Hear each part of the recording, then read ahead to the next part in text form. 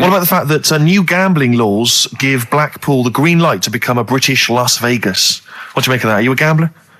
Little bit when I go on holiday, like going in the arcade and having a little flutter. Sure. What's your favourite? I have a go on the fruit machines. Yeah. There's a good one called The Simpsons. Right. Is that your favourite? Yeah, it's quite good. Is that a tie-in with the TV show The Simpsons? Yeah. Okay. Will he make Blackpool the next Vegas? I don't think so. No, not Can't see it happening. No. You been to Blackpool? Yeah. What was it? Was it anything? It's a bit rank. Is it? It is a bit rough. Okay. Needs a lot of work doing on it. Yeah. No, that won't happen. Okay. And you're not worried about this encouraging gambling, generally? Gambling's not a vice you're concerned about? If you're a gambler, you're a gambler. Do you know what I mean? If Blackpool isn't done up, they'll go somewhere else to have a flutter. Sure. So it's not going to make any difference. Okay. No. Okay, jolly good. What do you make of the So Solid crew's Ashley Walters being jailed for 18 months? Obviously not a very good example to his young fans. He should have got more. Do you think? I had a dream about him the other night. Go on. About the group itself. Okay. I had a dream that... Were they all there? Because there's a lot of them. I couldn't remember all their faces to feature in a dream. I had a T-shirt on. He had etc. Exactly, He had etc. Yeah. I had a T-shirt on. You had a T-shirt on? Yeah, and it said on my T-shirt, So Solid Poo. And I was walking down the street and they came towards me. Wow. They were just about to beat me up. That's a great dream. That's amazing. That's an amazing I love that. dream. We've For all a had 30-year-old. We've all had that anxiety dream. Oh my goodness! What if I meet the So Solid crew and I'm wearing a T-shirt that slags them off? Oh, I don't believe it. Yeah, yeah. So what happened? Did you get beaten up in the It was one of them where I woke up. Do you know I've been telling you that I keep getting them things where you feel like you're falling? Oh, yeah. It was the same sort of thing. It's You know I'm not a real psychiatrist, don't you? You should, you know what I mean? You do know a lot about a lot. Yeah, I do. Thanks very much. And, if I'm at home talking to Suzanne about something and I don't know the answer, I think, right, I'll ask Ricky that one to see him. Yeah. Thanks. But you know that, I think you might have mentioned before that apparently if you die in a dream, it means that you're dying in real life. Yeah, well, that's it. If you don't... But apparently if you get beaten up by the So Solid crew in a dream, it means you're being beaten up by them in real life. Yeah, that is true. So you probably woke up a lot of people have been your doing face. Yeah. Terrifying. Absolutely terrifying. So, lock him up for longer. Okay. Finally, what do you make of Halle Berry becoming the first black woman to win the Best Actress Oscar? Did you see her speech? Got on my nerves. Did it? I mean, it's good that she won. It's nice for anyone to win an award. Yeah. But she did go on a bit. And, I've been in that same sort of position. What? Placing an Oscar? Well, I got... what they used to do at school is... Okay. If you did a full month without being off, you got a gold certificate. Okay. And I did a month once without having a day off. And I went up and I didn't make a fuss. You didn't start crying. Got a play record, mate. Well done, then. Were you the first kid in your school to do that? I don't think anyone else got the certificate. It was only because I was never in. They tried to encourage me to come in. It was just for you. They mounted an entire ceremony just to encourage you. Wise words there from Bella Sebastian on XFM 104.9. I'm Ricky Gervais, with me Steve Merchant. Hi, Steve. Well, I mean, it is indeed wise words, Rick. I'm worried that people are going to get out of the office now and into the sunshine, not be listening to the show. There's always the transistor radio. That's true enough. If you're thinking of heading down to the park, take it along. It is time. Keep it low, though. Don't want to irritate other people. No, I know, yeah. And if you do want to irritate them, spit on them, it's better. Exactly. And kick them and throw little rocks. Exactly. With me, Karl Pilkington. We're into this way into the second month of the education of Karl. As you know, Karl got 1 GCSE in history and E, and we've been cramming, haven't we? Oh, Rick, before you mention that, can I just say something? Obviously, we always do this thing with the Sun, White Van Man, where we read this thing out from the Sun and query Karl. And I was out with some friends last night, and my friend Dan always listens to the show, and he said, Karl, I love the bit when you answer the questions in the Sun. Why do you ever know what the questions are before they're asked, or is that your first answer? And Karl said, no, that is it. They don't let me see what the questions are first. They don't show them to me, and I always get really anxious and get really paranoid. And I was just wondering, have you seen the error there, Karl? Have you seen the mistake you've been making? Right? You're worried that you didn't get the questions beforehand, right? What? How could you maybe combat that, do you think? How could you combat that if you're really nervous? Maybe you wanted to sort of have some views or ideas beforehand. It's your error, isn't it? Do you know what I mean? It's your show. If you want to take a chance with me. No. The point is this: that if you're really worried about it, how could you get hold of those questions in advance? Is there any way you could get hold of those questions in advance? Yeah, but is it always in today's? Is it always in Saturdays? Yes. So they don't do that every day of the week? They do, but I always take it from this Saturdays.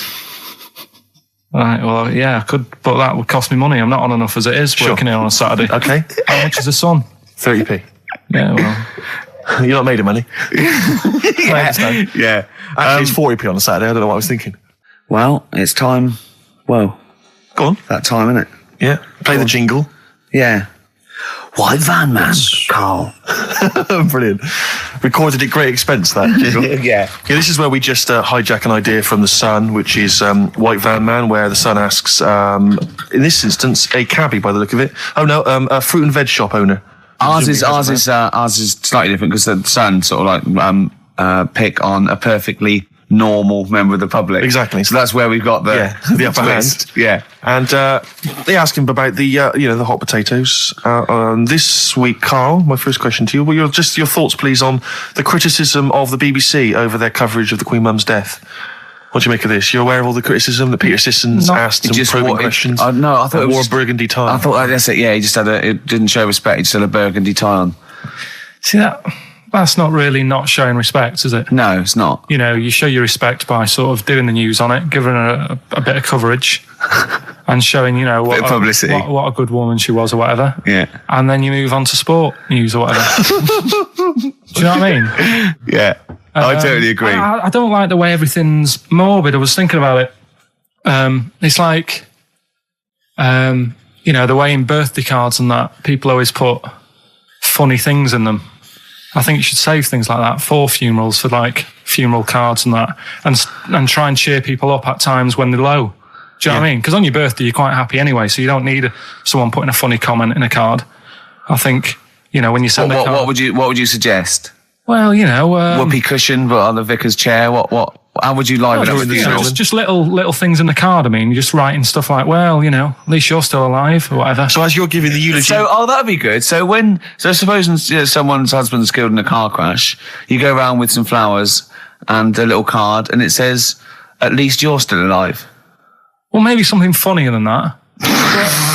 Well, maybe like if you got up to give the eulogy during a funeral, just wear a pair of comedy tits. Yeah, or those glasses that are eyes on sort of springs. But why has everyone got to be so sad about someone dying? No, what annoys me is that when you see the people on television, they sort of members of the public, and they're crying about the Queen Mother, who was sad when anyone dies, sad when anyone nan dies. She was 102, and it's sort of like I think they should cry. Well, there's a picture in the paper today. I don't understand it. There's a picture in the paper today of various people who were lining the funeral. Kind of route yesterday, and there's a picture of a very young child, maybe sort of 5 or 6, on the arms of her dad, and her head bowed, and it says a young girl there weeps for the Queen Mother. And I was looking at it, and you can tell she's just tired. Well, she's just tired and bored. It's so transparent that it's not crying. It's most just, what are we doing when their nan dies? Exactly. It's sort of like... But what is a 5-year-old girl going to be... Why is she going to be crying? The Queen Mum said, I can't believe it. Yeah. Teletubbies? No. The Queen Mum. Oh, not the tweenies. No, it's all in a minute. Yeah. It's like... Oh, dear. I mean, I know. I'm sure, I don't know much about her. I don't know if she was a great woman. And obviously, it's always sad when someone dies. But it's interesting that there was a lot of tourists in that long line of people that are now queuing for hours upon hours to see her dying in state. Because it's clearly just people who want to be a part of history. Must be gutting if you're over from Sweden and you find out that the Queen Mum's died. Oh, you must be devastated. You probably don't want to carry on with your visit. Exactly. Really. Okay, listen, Karl. I think we've covered that. What do you make of the? What do you make of the first genetically modified baby? Oh, are you worried about this? Do you know what did they do? What? Let me see what it says here. Isn't it just choosing the eye colour? Well, this is the concern, isn't it? That in the future you'll be able to decide whether it's a boy or a girl, how intelligent it is, what it looks like, is it handsome, is it ugly? Obviously, no one will choose an ugly baby, and so on and so on and so on. And so it means that where will it lead? Where will it end, Karl? Are you concerned? I've thought about this a lot. What will us three look like in the future if they're being, genetically modified, beautiful people? What will we be like? How will we be considered in society? True, yeah. But we've talked about this before, haven't we? About the cloning thing. Yeah, that's a bit weird. Yeah. But I don't think it matters because at the end of the day, right, you might look like some other kid, but it's the way you brought up that will change your features and the way you are, your personality. If you lie, you get a long nose, don't you? Well, no, but listen, right, because I remember when we, I was growing up on this estate. This is going to be good. Go on. No, it's not. It's just an example of how this doesn't work. Go on. So we don't need to worry, sort of thing. Sure. Right? Okay. So I'm growing up on this estate, and there was this woman about 4 houses down, right, who's a bit rough. All right. Didn't fancy her. Oh God, no. right? But she had a baby. Well, tell me about her first. I'm interested in this woman. Why was she? It was a very... So like being a man in a dress. I mean, I didn't grow up in a posh house or anything. And I'm not saying that if you live in a bit of a rough house, you're a bad person. What did she look like? But anyone can Tattoos? clean up. Looked like Tony Green with a fag on. They didn't clean up much, right? Oh. Which, even if you've not got a lot of money, you can still try and make a place look nice. Yeah. Right? But she didn't. And a kid used to take a horse into the house. Sorry. Whoa, Neddy. What do you mean a kid used to take a horse into the house? Where did he get a horse? Must have nicked it from somewhere. Must have done. You've seen a horse in it? No. What, is that from outside the saloon round the corner? Yeah, was it just tied up with a bit of lettuce? Right? Oh, that's great. Did Big Jake come looking for it? I'd been out. Oh. So let me get this. This was before the lynching stopped or after? Where did he get a horse from? What do you mean he must have nicked it? His mum said, where'd you get that from? I bought it. All right then. But keep it out the kitchen. I don't want you going Catlin rustling. Where did he get a horse from, Karl? And how long did he have it for? Was he leading it or riding it? Mum, open the door, I can't stop. I can't stop it. Open the patio door as well. Looks like we got us a runaway. What do you mean? I don't know, but the thing is they couldn't afford to buy one because they're not cheap. So I'm just guessing. Maybe that's wrong of me. But I think... He had a horse? Yeah, right. So that's why the family didn't have any money. They'd spend it on the horse. No, I don't think, that's what I'm saying. I don't think they would have bought it. So anyway... Yeah, so I used to whisper, Karl, in case they're listening. Yeah. And they could be in the room next door. It's not buying it, it's keeping it as well. Oh, so I was like in the car with my dad coming into the avenue, and you used to have to drive down it to turn round and you know, sort of go back to our house. You had the traditional method of transport, And the horse was in the lounge, reading a paper, just like walking around. What? And when I was doing, I tried to earn myself some money once by flogging little flowers in plastic cups. What? This is genius. It just keeps coming. What do you mean you're trying to flog little flowers? What do you mean? Wait. Let's play a record. Let's play a record and come back to this, because it's always going to just unravel and unravel. It's going to go on for hours. Let's play a track, Karl. Deeper and deeper. It's like an onion, isn't it? We've created a whole world here where there's a man living with a horse. Just walking around the lounge. I come from the West Country. I've never heard anything like that. I just think of a big sort of like orange carpet, and it's got a rediffusion telly, and this horse going, I'm fed up in here. Exactly. This is really... I am not taking the rubbish out again. Yeah. Right, play a record. Let's have Velvet Underground. We've got that lined up. Oh, yeah, the classic from the first album. I'm Waiting for the Man. Let's come back to the horse in a second. Little flowers in pots. What do you mean? Well, that bootleg's going under the name of Nothing, Miss Jackson, I think, by Meats and Poultry. So there you go. I do love these bootleg things because they're so pointless, but they're so enjoyable. Yeah, it's great. It's fun to do. Yeah, exactly. They're really good fun. Great. But not as much fun as White Van Karl. White Van Karl, absolutely. Do you want to explain the premise? Well, we take the Sun, ask someone else, and ask Karl. It's as simple as that. The Sun have just taken a normal person. We flipped it. We're going to ask Karl the same questions about the week's news. Yeah, just basically your opinions, Karl, as ever. What do you make of, well, obviously the big news, David Beckham's broken foot? Is this a big concern for you? No, I mean, it's sad. You know, it's sadder for him more than anyone, because, you know, to like be in the World Cup is like the main thing for him, isn't it? Yeah. But he's still a young lad, and I don't think he'll give up. I reckon he'll still turn up. He'll be all right. And yeah, good luck to the lad. You know, I like David. I'm not going to slag him off. Voice words. Yeah. He says that like he knows him, like he's popping round for drinks later. Yeah, like we tried to stitch you up. Go on. But obviously yesterday, was it yesterday? I think maybe Thursday. The Sun printed a big picture of David's foot and encouraged everyone to touch it at midday, because hoping that this would somehow, if we all thought and prayed together, somehow that would help his foot heal. Do you believe in that? No. Any belief in that? No, you're going down the old like Yoragella route, aren't you? Sure. And it's stupid. Yeah. I'm sure. I mean, it's nice effort and everything. It sort of cheers everyone up. Hold on. You believe in ghosts and warlocks and licking toads. Why is that any more stupid than all those things? It's not going to work, is it? All right. Fine. It's rubbish. Okay. Okay, what about this then? There's apparently now available £1.5 million apartments available on an exclusive ship which sails around the world. Yeah, it's like What do you make of that? it's a huge thing, and you live on it, and it's.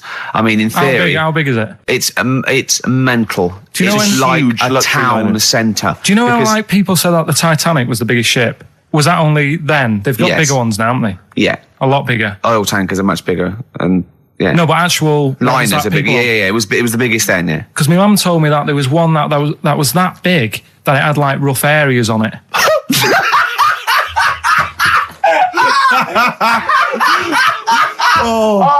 Oh,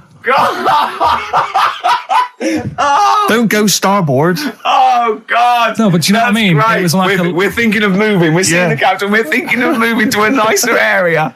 Oh Yeah. I've heard they're very rough in aft. Oh God!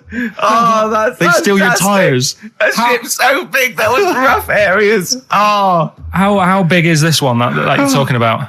Well, I don't know. It doesn't give me the specifications here, but they're huge. huge. They're huge.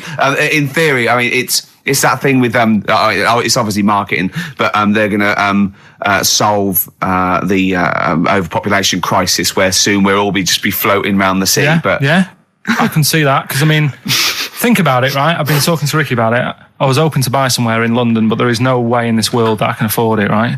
And you look at all the wasted space, like with the Thames. All it's doing is like collecting crisp packets and stuff and Coke cans, and people have to clean it up. Whereas if you got a load of boats on there, Yeah. problem Perfect. solved. Yeah. Would you live on a problem boat? solved. What's his name did it, didn't he? What's that programme? Is it Bergerac? Noah. Oh, Bergerac? There was one where he lived on a boat. I think it's quite... That was Nine a or shoestring. something? Yeah, I'd give it a go anyway. Noah. I'd like to see you living in the air, maybe in a giant hot air balloon. Yeah, all right. But no, the boat thing, because it is going to get bad as well, isn't it? They're saying that the water's melting or whatever. The water's melting. The ice is melting. Yeah. And there's going to be more polar ice. water and less land. So in Yeah. the future, it's probably going to be the way we're going to be living, isn't it? Have you seen that film Waterworld? Nah, I don't fancy it. Because Is that what happens? that sort of predicts that, yeah. What, are they saying that the ice thing is going to melt? Exactly, yeah. But at the same time, I was thinking about this a couple of weeks ago. If you get, I think I read that like a big chunk of ice fell off one of the ice, what do you call them? Caps. Ice caps. Something like that. I think they said it's the size of the Empire State Building or something. Right. It snapped off and went into the water and it's melted. And they said, oh, it's bad news, that something that size is melting. But the way I look at it, if something that size falls into the water, it's like a big ice cube and it's going to freeze it up again. Are you with me? Not really, Carl. Go on. Right, you get a giant ice cube, Yeah. the size of the Empire State Building, Yeah. stick it in the water, Yeah. it's going to make it's going to stick back on again, isn't it? Well, It's no, gonna stick back only on if it again. freezes up again. Yeah, well, do it you will mean it's freeze up. The well, it water's going to won't, get cold again because you've just put a giant ice cube in the water. So when you put an ice cube in a drink, the drink doesn't freeze, does it? No, the because ice it's not. melts. If you put one the size of an Empire State Building in your glass of Jack Daniels, it's going to make it freezing. It's not going in a glass of Jack Daniels, it's going in the ocean. I know, but I'm using my fables. Imagine a world. Use your brain instead. Imagine the world. Imagine the sea, Yeah. like the Arctic or whatever, as Yeah. a glass of Jack Daniels. Okay. A big ice cube falls into it. Yeah. It freezes. It melts back on again. So we're all right. I don't know why everyone's worrying. Thank God for that. I was getting panicked. Oh, fine. Do you understand what I'm saying? Yeah, no, you're right. Yeah, that will happen. Should we play some more music and then come back to White Yeah, Van Karl? this is better than ever. This is dynamite this week. Shining here on XFM 104.9. We're doing White Van Karl. Got another one there? Well, it's just your thoughts really on the Queen Mum's very British send-off that she was given this week. Yeah. What do you make of all those people queuing up to see her? Did you think that was incredible? Right. Well, what we said last week, there was I don't quite understand why there was so many people there who were like getting really upset. Do you know what I mean? Really upset, crying and stuff. And you can lose someone who's like related to you, and you don't cry like that. You sort of sit there and you think back to what you did with them and stuff, and then that's it. But the queue thing, wasn't it like miles long and stuff? Yeah. It was, yeah. Right. I was sat watching this with Sue. 12 hours queuing. Yeah. It never got to And- 12 hours. It did, but It that was did. the estimated time. No, But how you know. long is a queue when they're just like, walking along? Think how far you can sort of like stagger in 12 hours. Incredible. It was ridiculous. Yeah. But again, if they want to do that, it's their time and that, isn't it? And it was at the weekend, so they could have, it's not as if they got out of work to do it. No. You know what I mean? They used their own time, so good on them. But I thought, right, what they could have done, remember when I studied Che Guevara? Yep. Yeah. Right? And don't be offended by this, it was just an idea, because they did it with Che Guevara. Remember when they cut him up? Yes, they cut him up, yeah. What was the reason for cutting him up? Well, they cut up Che in order to try and... you told us that they were going to send bits of his body to Fidel Castro and various other people, wasn't that right? As a warning, wasn't it, though, to all to people, like, one to... Yeah, my understanding was that they cut him up in order to... so they could bury him in different places, so that there'd be no shrine. There'd be not one place that you could go to in order to sort of make him into a martyr. A little bit like that. I've like... I can vaguely see where this is going. 6 cues, and it's like, number 1... You can, go and pay respect to her head or whatever. Oh, God. No, but I just was thinking the way of speeding it up. I'm not having a go. I'm not, because they haven't done it, so it doesn't matter. But they did it with Che Guevara. Yeah. Everybody would have felt like they've got close to her. And it would have speeded it up. No, I mean, but I can understand. Can I just say that genuinely, Karl is not being disrespectful here. This is his best idea to cut down the queues. So don't phone in. He's not suggesting we should have done this. He genuinely is. But I mean, he's not doing it to be nasty or wacky or he thinks this is a good idea. So can I just throw a thought at Che Guevara, who was like a powerful man who did a lot for the world and what have you. Yeah.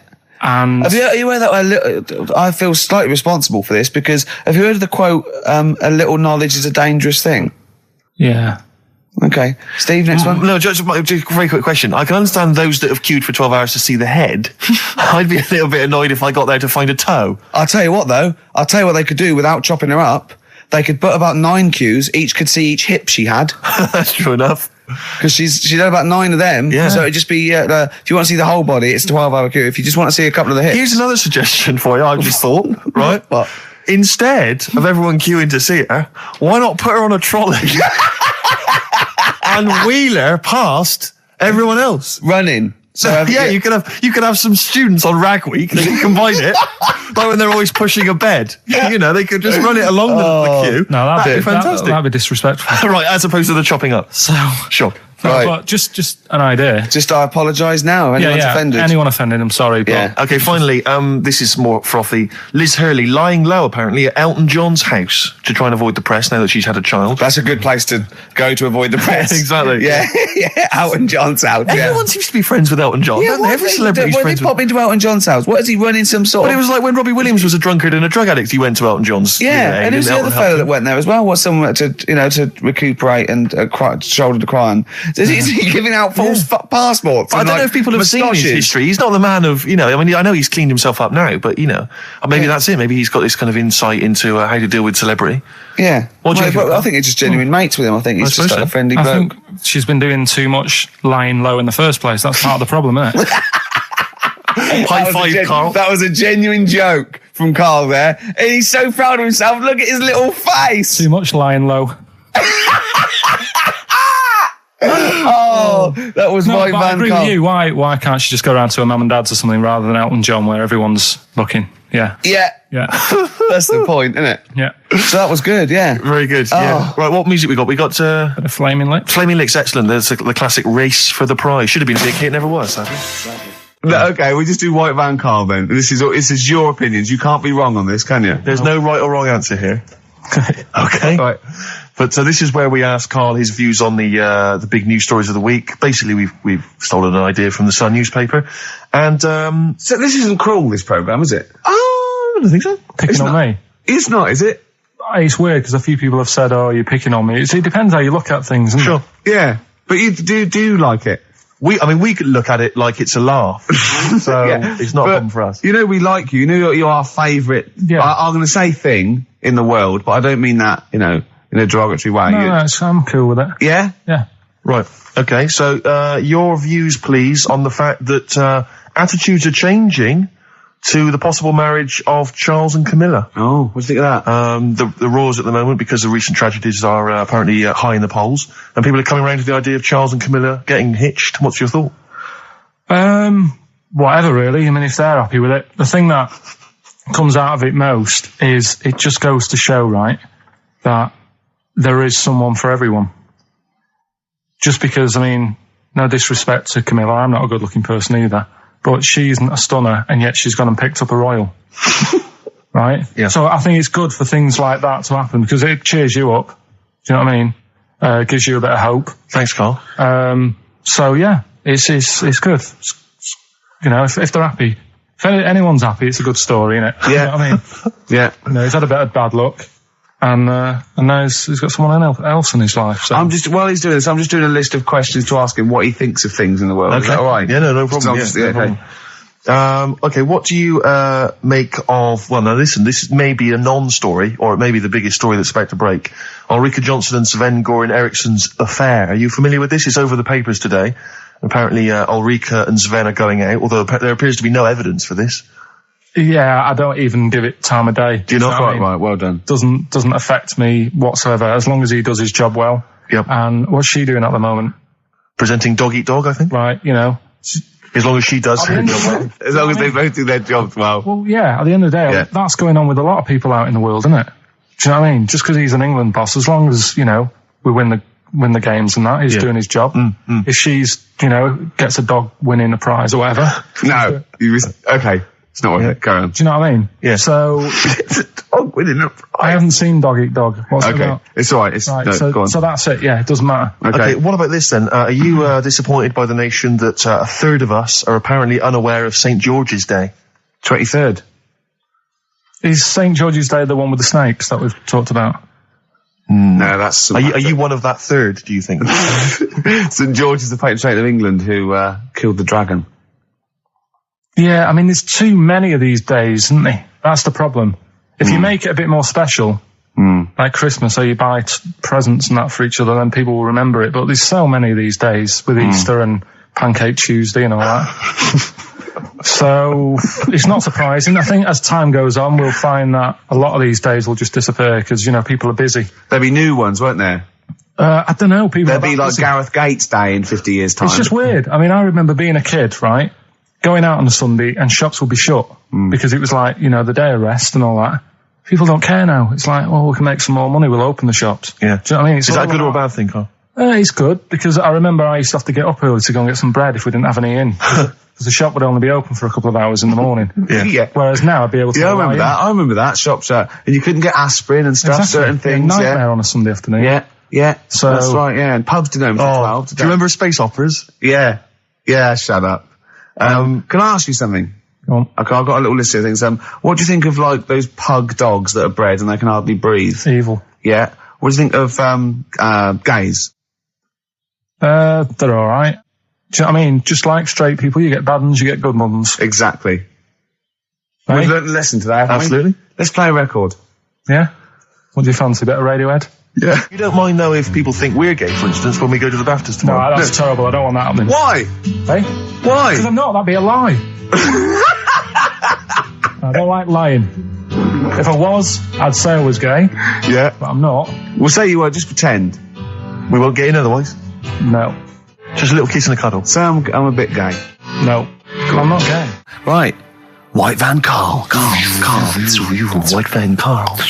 Yeah, this is where we steal the White Van Man column from The Sun and basically fire those questions at Karl, getting his opinions on the week's news. Okay, Karl. Let me see. Okay, what do you make of this? The average woman, apparently, takes 27 minutes to get ready to go out. Did you know that? Are they saying that's a good thing, or No, they're saying that the bare minimum takes... No, this is what they surely. said. No. But I remember reading, I'm sure they said that it takes them 27 minutes to get ready to go out, at the very least, I think. it's not that bad if it's for a night out. 30 minutes is all right. If it's going to get to 20 woodbines. But, yeah, or, you know, if the house is on fire and it's like, quick, get ready and get out. I don't think it's in a fire, no. I think, go on. I think that's 27 minutes. I'd take about 27 minutes. I can take up to that. But do they include the getting up, having a bath? Doesn't give me any more details. No? 27 Well, minutes. it's difficult to go by. Difficult to go on that one, isn't it? How long does Suzanne take to go out of the house? Depends, like I say, if we're just nipping out shopping, The old flip-flops and trackies on? yeah. But if you're going out for the night, it takes a bit longer, doesn't it? Yeah. Yeah, you got wire in the track is. yeah. Come on. Okay. No, really don't know what the ins and outs of this story are. Is Sven Goran Eriksson sticking with Nancy rather than Ulrika? Was his wife and not his girlfriend? Yeah, I don't know if this story's true. No one seems to have offered any evidence for it. Anyway, everyone remained silent. It's rubbish. And okay, what do you make of this? David Beckham apparently was driving despite having an injured foot, and just further threatening his World Cup chances. And obviously, you're a big football fan. Well, I'm not that big. I like the odd game. Sure. Would that hurt him? Would that hurt his foot? It can't be good. Is it in a plaster? It's not a big cast. Sure, it's better to drive than it is to walk on it. Good point. Fair enough. Yeah. Go on. Can't argue with Can't that. get the bus, can he? Okay, and what do you make of this fascist leader who's having a lot of success in the French presidential elections? What's he doing? Have you not come across this story? No. Right. This is one of the big political stories. He's got a far right that got nearly 20%. He's a far-right fascist leader, and he's having considerable success in the French elections. I don't think we should be asking Karl questions like this. Not something you've got to I'm getting scared. There's all sorts of bad stuff going on in the world that we don't know about. Yeah. But we know about this. Yeah, but you're better off not knowing because there's nothing I can do about it. You're absolutely right, Karl. Fair enough. I can't argue with that. Oh, God, man that's alive. fantastic. That is brilliant. White Van Karl. Yeah, White Van Karl. I mean, for those that don't know, we do this. We ask Karl the questions that the Sun asked someone else. That's right. The Sun every day asks some, average Joe his views on the week's big stories. Karl, let me ask you now. What do you make of Prince Harry smoking openly at a polo club? Are you aware of this story? No. Was it? Go on. Prince Harry, you know that he's one of the royals. Yeah. And he was seen smoking openly, a fag, a cigarette, a polo. Third in line to the throne. Something like that, yeah. Imagine that. Someone smoking a cigarette was third in line to the throne. A cigarette, Karl. Is it a non-smoking polo club? Do you know, I don't know, but if it were, would that make things even worse for you? Well, no, yeah. seriously, what do you make of it? This is, the whole, the furore is he's a role model, he's a royal. Should he be seen puffing away in a public place? I don't think it matters, does it? Not a concern for you? How old is he? Is he old enough to smoke? I think he probably is, yes. Right, yeah. Well, I think the trouble with this role model thing, with anything that's legal, it should either be illegal or not. Yes. I just don't think you can impose things like that, because you could say that it is bad for you, and it is bad to start smoking, and it really is bad for you, it causes cancer and everything. But everyone knows that, don't they? Well, yeah, but you should either make it illegal or shut up about it. Sorry, this is Karl you're asking, isn't it? I am indeed. Sorry, So we can throw these questions your way as well if you fancy. Sorry, yeah. It doesn't matter. But Karl, what are your views generally? I mean, it's obviously cigarettes are perfectly legal and so on, but what about stronger narcotics? Because I know you're very scared of drugs and stuff, aren't you? I'm not a fan. No, what's your concern? What's your worry? Just that you might get into them. It's like you might have them and go, oh, this is all right. Exactly, Karl. Exactly. Although I was talking to you about it earlier, and you weren't very sympathetic about a lot of young people who have perhaps gone to crack or smack. Didn't you describe it as their own fault? Sometimes it is, isn't it? Yeah. I mean, I could have turned to it where I grew up, but I said, well, don't want to do that. It's not good for you. Sure. And I avoided it. You turned to ghosts. So you've got no sympathy for anyone who's a drug addict? It's their own fault. It depends, doesn't it? Sure. Do you know what I mean? You can be an addict if, I don't know, something, I'm trying to think of a nice way that you might most people start on stuff like that because something really traumatic's happened to them. Very few people go out for a laugh one night and go, let's all try it. Sure. So, but... Yeah. Just say no, I suppose, is the just the say attitude no. in the end. Listen to the cast of Grange Hill. Now, this will scare you. Now, Karl, you will be a little bit unnerved about this. Have you seen the film Jurassic Park? Yeah. You know what happened there? Well, according to the Sun here, it says scientists are planning to clone mammoths for a theme park. Look at his face. Look at that. He looks like a dog caught in the headlights of a car. He's terrified. I love Karl. He sprung to attention Karl. there. Is that the best news you could have? Man-Moths.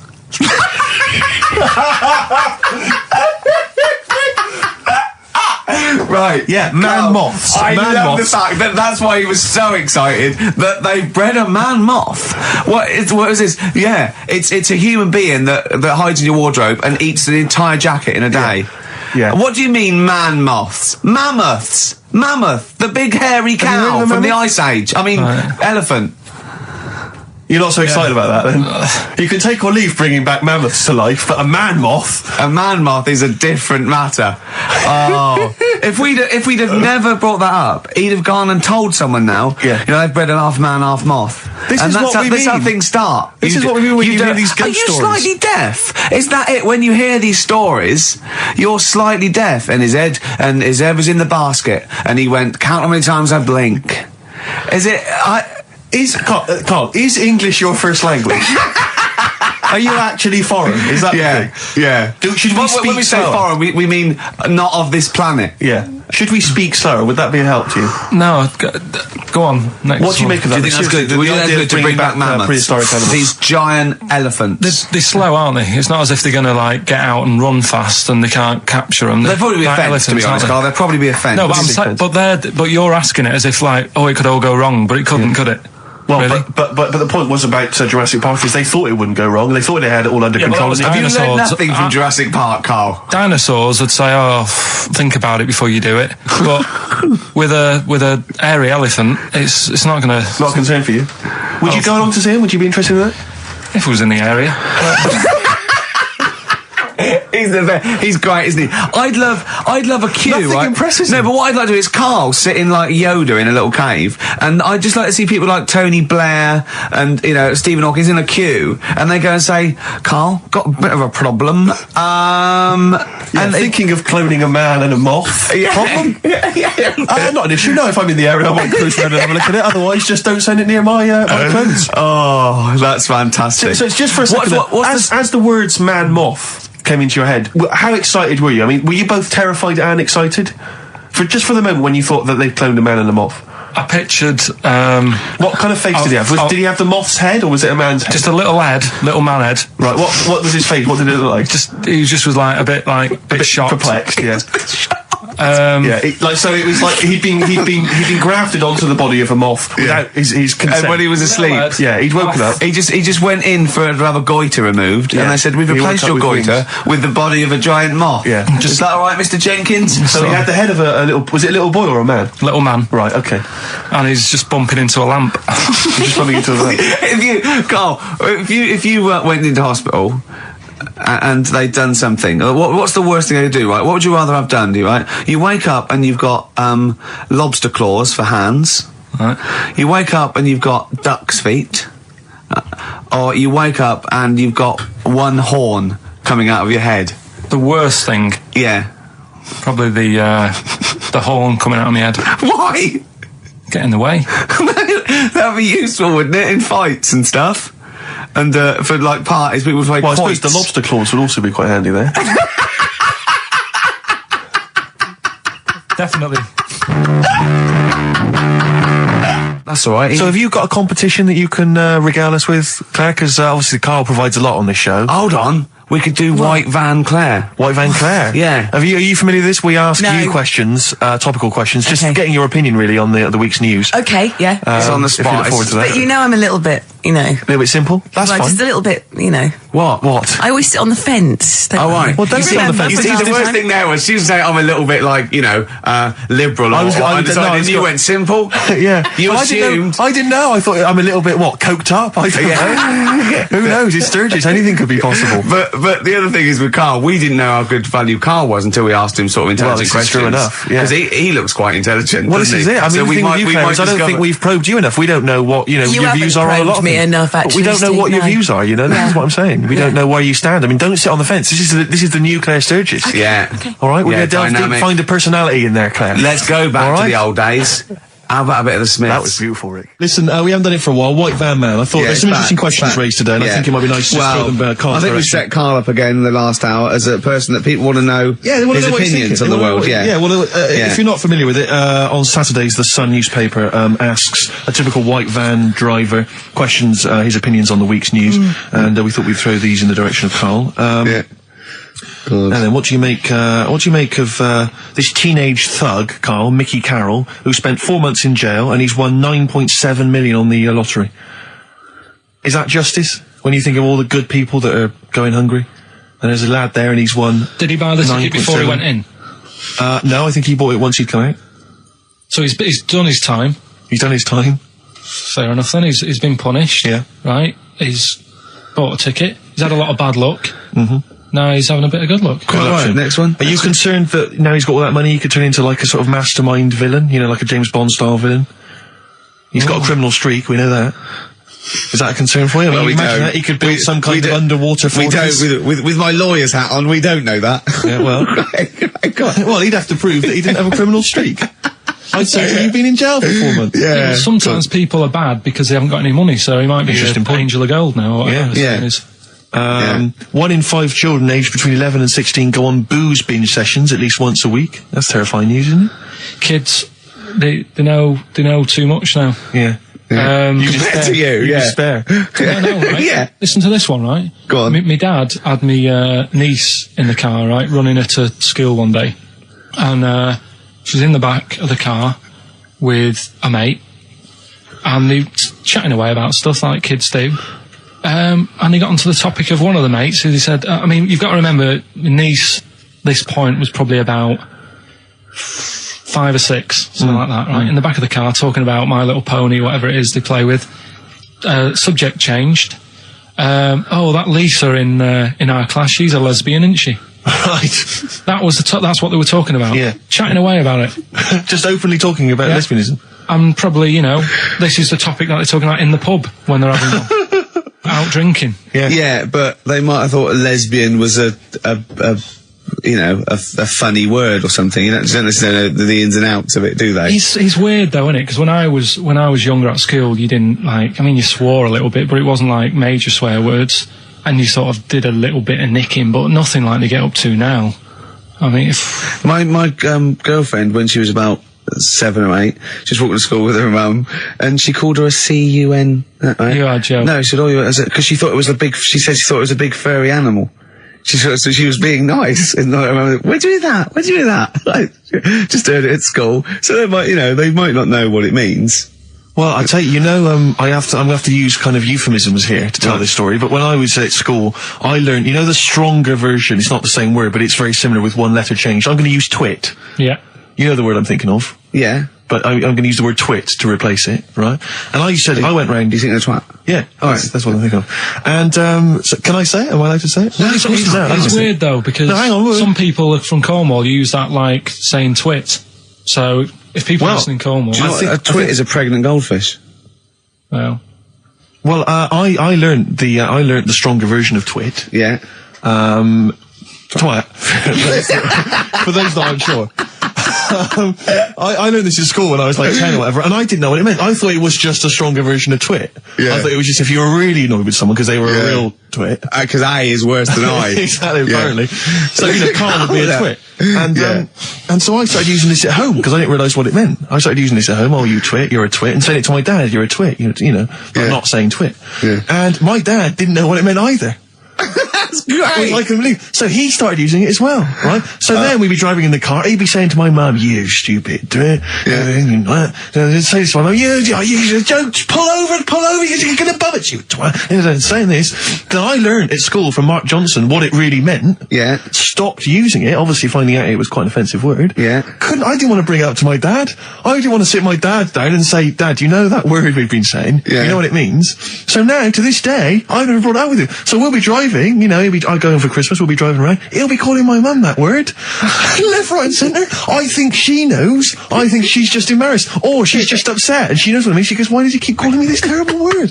But he's the only one, I think, in our family who doesn't know what it means. No one's got the guts to say. I don't know whether I should tell him this Christmas. Oh, what a twat! I know. It's a long time since we've had any White Van Karl. For those that don't remember this particular hot feature, we basically ask Karl some of the questions that are asked of a white van driver in the Sun. They always have this on Saturday afternoons. Anyway, here's the first one. They're not fascinating, Karl, but I'm just interested on your take, really. Yeah. What do you make of Cilla Black quitting Blind Date after her husband sent a message from beyond the grave? Are you familiar with this story? I didn't know that. What's that? She went to see a medium, and supposedly her husband passed on information through the medium, which was incredibly vague, but persuaded her to quit live on air. Well, it's about time, isn't it? If even dead people are saying, enough's enough. Well, I'll tell you what, though, talking about ghosts and that, do you know how I'm into them? Yeah. Right? How weird do you think this is, right? Well, it's not true. Before you say it, play a record. No, go on. Go on. Right, it's this woman. I don't even know if it's ghost, really. It's just a bit weird. Sure. Yeah, sure. There's this woman, and she's not a woman, she's a kid. Sure. Okay. She's walking down like a street in her area. It's a nice day and everything. Everything's normal. She's walking down, and a woman comes up, cycling past, right? The woman on the bike looks at the kid, absolutely terrified, right? Got a really scary face on her. Yeah. The kid's thinking, why is she doing that? Yeah. Right? So anyway, she thinks nothing of it, goes, I think she was playing in the park or whatever, goes and has a nice day. About 15 years later... Oh, right, yeah. I don't know, I think she was going to work, right, on a bike. She was riding her own bike. Riding her own bike, cycling down the road. Oh, yeah. Looks at the kid. That's the thing that happened, like, 15, 20 years ago. Right. It's her on the bike looking at her as a kid. Right. Not another child. No. So it's her. She's seen herself. Carl? I mean, I don't know where to start. Firstly, where's this information come from? But I mean, why do you ever? I mean, I don't know what part of that you think can be true. I mean, honest. I'm speechless. I don't know what to say. What are you talking about? Bit weird, though, isn't it? But it's not true. It didn't happen. Nothing happened like that. She said it did. Well, she's wrong. She said she saw herself. She saw herself as a kid, didn't she? Did she carry on riding and as an adult when she was a kid. Did she stop and talk to herself, or did she ride on by and think, that's a bit weird, there's me as an 8-year-old. I won't stop, I'll be late for work. Yeah, if I'm late again, the boss said he'd be in trouble. Yeah. Well, and where is this information? Did it happen to someone you know? No. You overheard it on the bus? No, it was in the 14 Times. Oh, right. Well, okay. that's the answer. Good. We've got to the bottom of that. Right, good. Brilliant. Now, what do you make of David Blunkett accusing gangster rappers of making kids believe guns are cool? It's a hot topic there, Karl, and I imagine you've got some strong opinions. He's saying what? He is saying, basically, that all this rap music is advocating gun use and violence against people, and he's very worried about it. Nah. Okay. All right. What's the next one? Have you thought about going into politics? Because I'll tell you this, they wouldn't be able to argue with you, really, in the Houses of Parliament. Where would they start? Yeah. My fellow is an idiot. Yeah. No, but violence has always been about, isn't it, like cowboys and Indians. They didn't have PlayStations and Tupac then, and there was still violence. What do you mean? In the Wild West? Yeah. Do you know what I mean? So you can't really blame it on stuff. It'll always happen. That's the world, and it's made up of different types and that. Again, he's right. Again, he's sort of right in a way, in his innocence, in his buffoonery. I didn't hear what he said. He just said there's always been violence. You know what I mean? It's sort even of like, dinosaurs. Look at them. They cause a lot. And then he went too far and made himself sound like a fool again. But I'm just saying, it's always happened. It always will. Yeah. Don't try and change it. Yeah. Just chill out is what you're saying. Do you know what we should do? We should all get on our bike, go and find ourselves when we're little, and go, be careful what you do in life. We've had a lot of emails saying, could you bring back White Van Karl? Oh, yeah. Which is that section of the show where we ask the questions that the Sun asks someone else, random punters of Karl. But sadly, recently they've got very politicised and very kind of basically a little bit depressing. So there's not really anything appropriate. But I have trawled the papers looking for other questions posed in other sections of the Sun. Good idea. I was just looking here at the Dear Deirdre section, which is the sort of problem page. I don't know what your views are on this. I'd love to see Karl. Oh, God, can we get him a job? Just ask. Oh, my God, that would be amazing. Right? Well, here's one. I'd like to see your view on this, Karl. I'm a happily married 42-year-old woman with 4 kids, yet I've developed a huge crush on pop star Darius Dinesh. Yeah. It sent my hormone levels through the roof, and last night I woke my husband up at 4 a.m. for sex. We've been married for 20 years and he can't believe his luck. Recently I've been having... I want to go to I'll stop you there. Why are you telling me? Wait Right, carry on. Sorry. Recently, I've been having erotic thoughts about Darius, morning, noon and night. I haven't felt like this since I was a teenager and mad about Donny Osmond. My husband is amazed at the change in me. We had sex twice last night and again this morning. Again, why are you telling me this? Yeah, go on. He's just boasting. This is not a problem. It's not a problem. What's here. the problem? No problem, just wanted to tell someone. Thanks very much. I watched Darius on TV last night, and when my husband came home, I dragged him into the kitchen and we made mad, passionate love. Right, they did it then, twice last night, once this morning. That's 4 times. Five times she's mentioned it so far. Yeah. She's doing alright. My husband, this is a great bit. My husband thinks it might be his new moustache. Or that I'm going through the menopause, but I know You were thinking of growing a moustache? I was Do you thinking think it of would growing a change it moustache. like with the ladies? I love the idea that's what he thinks it is. He's telling his mates in the pub. You should go grow mad with for me. these. Grow The with old these, Tom right? Selleck. 5 times in the last 24 hours. Hooray for sexy Darius. So, what do you make of that then? What are your views on that? Hold on though, if that bloke is reading that paper, that narrows it down It's a gotta bit. be, yeah. Who else did he know? His wife likes Darius, he's had sex 5 times that night, and he grew a new moustache.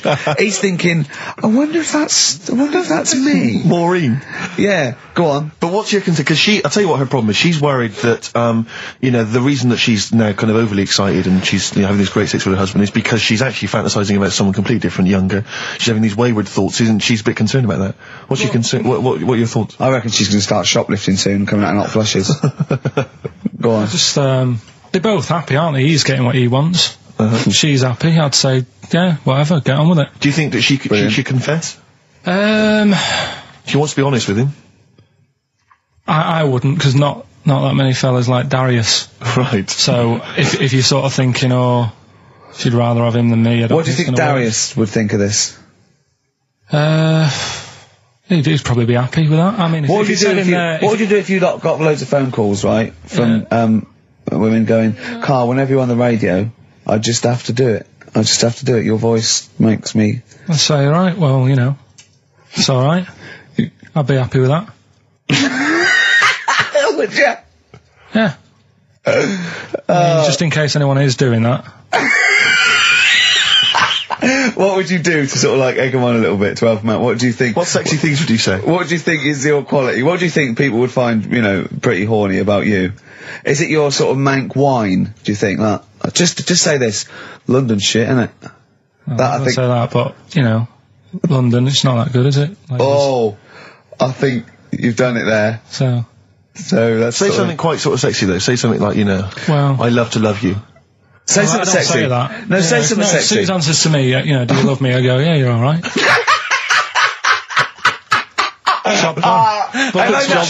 I know that's true. Yeah. I know that's true. That's brilliant. But because one of the things that Deirdre says is that she's wondering if this marriage is going a little bit stale and needs to be freshened up. They need to give a new spice, a new spin to the marriage. What would you do? What advice would you give to spice up, something that they've been married for quite some time? Get I think get Darius, all Darius things, get David Snedden's new video on the telly. What do you reckon though, Karl? Just treat them. Do you know what I mean? Just surprise them now and again with stuff. That's what I do. It's what you've got those condoms, didn't you, that you got 2 for So, 1 off? hang on, what? You've never done that? What? You've surprised Suzanne with what? I've like, You stood behind a door and shouted at her when she comes in. Don't drop the jelly! just the usual stuff. There was some free chocolate delivered to work the other day. I took her a bit of that home. Nice of you, that's really thoughtful. She didn't like dark chocolate, but I said, well, that's a thought. So, I had it. But, you often benefit from any gift that you give her. The chocolate, the meal, the condoms. There's always something in it for you. Yeah, there is. I love the idea. she's got bored with a Christmas present now, though. What, the condoms? Yeah. Or the food that she ate. No, the condoms. Right. Yeah, she's got tired of filling them with water, throwing them at the passing kids, or putting them on her head and inflating them. I love the idea of asking problems. What do you think of erectile problems? That Pele advert, he goes, be careful, we haven't got erectile problems, call this number. What would you do if you're impotent? What would you do? What's the advertising? Just saying, like, if you can't, I haven't seen that. Yeah. Why have they got him doing it? Wow. Well, he used to be able to keep it up for hours, the ball, and Yeah. What would you do if you... To advertise that? No, if you suddenly couldn't get, what would you do? I don't think it bothered me now. I know you're 30! What's You're talking like you're an 80-year-old. Yeah, but do you know what I mean? You sort of been there, done that now. It's like the boxing and the dancing that I did. It was good as a kid, and now it's like, take it or leave it. You need to roast a Deirdre. That was the record before us, and here we are, pre-recorded, because we did this a few weeks ago, because we're not here at the moment, are we? We're away in that. I'm Ricky Gervais, with me Stephen Merchant. Hello there. And Karl Pilkington. He's not actually with us. He's on he'll be in some of the best of clips that will be coming up shortly. Yeah, this is just us, isn't it? This is just us. We did this, when did we do this, Rick? A couple of weeks back. Hold on, what is it? It's the 27th today. Yeah. I enjoyed Christmas. I loved Christmas. I loved Christmas. I had a great time. What did you get? Loads of presents. So did and I. I'm glad they made it to number one. I'm really glad. Stroke, he, she. Yeah. I'm really glad that the pop idols, Cliff Richard, Westlife, made it to number one. Bo Selector. Yeah, just delete that. Yeah. Okay, well, we're going to play some of the best of, some of the greatest moments of the last 3 weeks. Yeah. Ever heard on XFM 104.9. What about this? Do you remember this one? Oh, which one is it? Alright, so, here's the first bit. Right, there was this, this is what it's like about getting presents and stuff, right? With my mum and dad. Go on. My mate, Colin, right? Colin Bacon? No, Colin Bailey. Oh, right? yeah. He had a little Sinclair Spectrum, right? Yeah. Computer, which was like the thing to have at that yeah, time, yeah, right? yeah. You used to always go round to his house. The deal was... Not the one you had to play through the window because you weren't allowed to. No, that's another lad. Oh, right? yeah. This is a different lad. And the deal was, he came to our house, and my mum gave him a pie. And then I'd go round to his, and I'd stay there for a few hours playing, Hungry Horace and stuff like that on it. Sure. Right? Now, my mum and dad knew that I really wanted one of these computers, right? So I waited about a year, came round to Christmas Day, I thought, I reckon might have one. Turned out, they bought me the wrong one. They bought me a ZX81 instead of a Spectrum, right? And, Christmas Day, I'm there trying to load the games up, it's not working, I'm thinking, what's wrong, right? And the thing with me, when I was a kid, I used to get quite sort of agitated. This is the moment. Right? I found out that it needed a RAM pack to make it work. Right? Looking in the thing and it's saying, and make sure you put your RAM pack in the back. And I was like, oh, where's the RAM pack? And my dad's going, I don't know, I've got you the main bit. That's it. So, I was that wound up, I just was sick. Right? Just sick. Oh, I didn't feel sick or anything, I just was like, oh God. Went to the sink, just sick. Because I was that on edge about it. I said, come on, we've got to get one. And my dad's like, Tandy's shut. We're not gonna get anything today. Ruined again, Christmas Day. That was after the year when my train set got blown up by our kid. The following year, no RAM pack. And now you ask me, why don't I get good presents? He's scarred. He just I'm gonna die. Honestly, I'm gonna die. He's just screaming sick. Yeah. There's no RAM pack. What? Did you get to the bottom of it? Why wasn't there a RAM pack? You have to buy them separate. Oh, It's one of them cons. What do you mean I can't play Frogger? Oh no. So, wasn't there another incident when you threw up? Spontaneously threw up? Oh. Through sheer anxiety? I do get it. It's not so much now because I've relaxed a bit, but as a kid I used to be quite on edge all the time with certain things. Do you think that's what happened to your The cat wind. that kept being sick? That it didn't get the food it wanted? And it just threw up? Do you remember that? Yeah. God, so they shaved it. No, like, again, I spoke to you in the week, and I had much better things, like when I tell you about Brian Blessed climbing Everest, and for some reason it made him, it played havoc with his belly, and he followed through, and he had to clean up. Shut himself? Using ice and snow. Why are you telling me that Brian Blessed, in what way is telling me that Brian Blessed shit himself once in any way educational? Because I was saying how he was climbing Everest, right? Right. I give it to him, he's an actor and that, but he gave that a go. Yeah. Right? It played... What's the point of that, you'd say, wouldn't you? You'd say, God, he's he's Oh, good. so he's alright. Me doing a boxing match for no reason is rubbish, but him climbing Everest and shitting himself... Yeah, he did that. Is commendable. Right, and he's only going to, go and do it again. He's going to climb it again. Yeah, but he might not shit himself this time. Yeah, what's the point in going? Nothing's changed up there. Yeah, good point. Yeah, Should be. Well, it has. They've probably cleared it out by now. Right, but it's slip on it. I can't even be bothered. Read about Brian Blessed. Is it actually true, or have you lied with No, someone else? it was an interview with him in it. And what did he say? Come on, what did he say? He said I climbed Everest and I played of it with me belly. Let's talk about it next week. We've really run out now. Oh, you're a fool. 3 holidays Carl's had last year. Yeah. I'd love to have 3 holidays. You've got to start putting the work in there. I had 2 holidays, though. No, you had 3 holidays. You went away with Suzanne and her parents. Yeah, well, that doesn't count. It does count. If you book 2 weeks off the firm, you go away and you go, how was your holiday? Go, well, it didn't really count. It wasn't a really good holiday. Can I have them days back, please? My New Year's resolution is to be nicer to you, but well talk done, sense. you've already broken that. No, but talk sense. Talk sense. You've had 3 holidays this year. And I'm just saying, you're in your 30s now, and 30s is when you should be really putting the work in. That's true enough. To reap the benefits in your 40s, 50s, 60s, 70s, 80s, 90s, and 100. Karl, what's your New Year resolution? What about think before you speak? It's worth. I mean, see, I'm allowed to laugh. I'm allowed to laugh at things other people say, Karl. That one, that is a good suggestion. How was your holiday, Karl? It was all right. Right, brilliant. But that I don't see on the ratio of good to bad in Karl's mind. That might be amazing because we never hear him sing the praises of anything. I'll tell you what. Can we have a cracking little tune and then come back and hear about Karl's holiday? I'd love to do that. Let's keep it tight. Love to Tear Us Apart by Joy Division.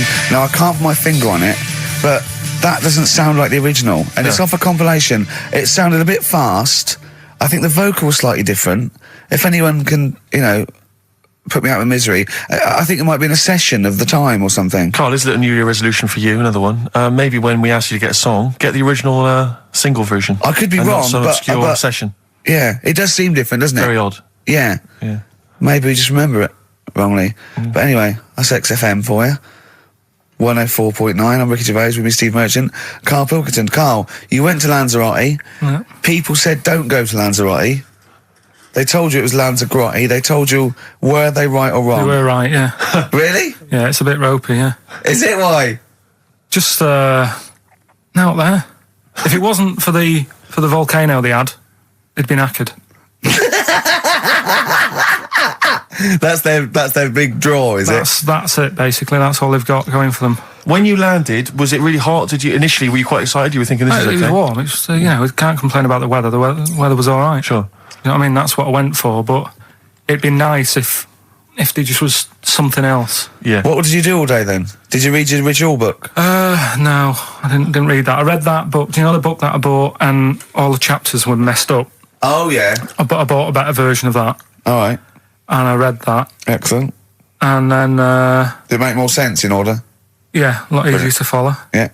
And then we went and had a look at the volcanoes and that. They've got 36 of them to look at. How many did you look at before you realised that you've pretty much, you've seen one volcano, you've seen them all? Probably about 6 or 7. Really? Yeah. And then when you got to the 8th, you thought, now I know what this is going to be, Suzanne. This is going to be like a mountain with a hole in the top. Yeah. Really? But it happened years ago as well. It's like, just keep a couple, fill the rest in, tidy it up. Fill the rest in! Yeah, no, Well, getting some builders. No, seriously though. Okay, 4 million tonnes of concrete, please. They're an absolute death trap. Yeah, what do you mean fill them in? Do you know what a volcano is? It's just a hole, isn't it? That's happened. Well, it's more than the happened hole. It's more a portal to the magma in the centre of the earth. Back in 1730 it happened, and they still haven't sorted it out. Well, when you say it happened, volcanoes were made a lot longer ago than 1730. No, but the one that did Lanzarote in. Right. Sort it out. What would you suggest? Well, How can they up. fill it in? It's joined. It's all joined. No, but what I'm saying is, the big plates of the earth are all joined. It All was the a disaster, magma's wasn't it? joined. With the trade centre thing, that happened. They cleaned it up, sorted it out, they've moved on. That's what I'm saying. Whereas Lanzarote have just gone, leave it. It happened back in 1730. You misunderstand me. How, in the name of God, can you fill in a volcano? You ignorant twit. No, but it's not just the holes. They've actually left the lava everywhere. That's what I mean. It's not just the big holes. There's lava everywhere. But it's molten rock. They can't just pick it up like they're like a carpet. Put it in the holes. The holes are there ready. Just push it all in. That's what I'm saying. Do you know what a fable is? I've got a rough idea. Okay, it's a thing that uses sort of metaphor, analogy, just to explain sort of morals. I mean, they're very old, for a start, and it's all. I'll give you an example of one. A quick one. Oh, the one about the dog with two bones.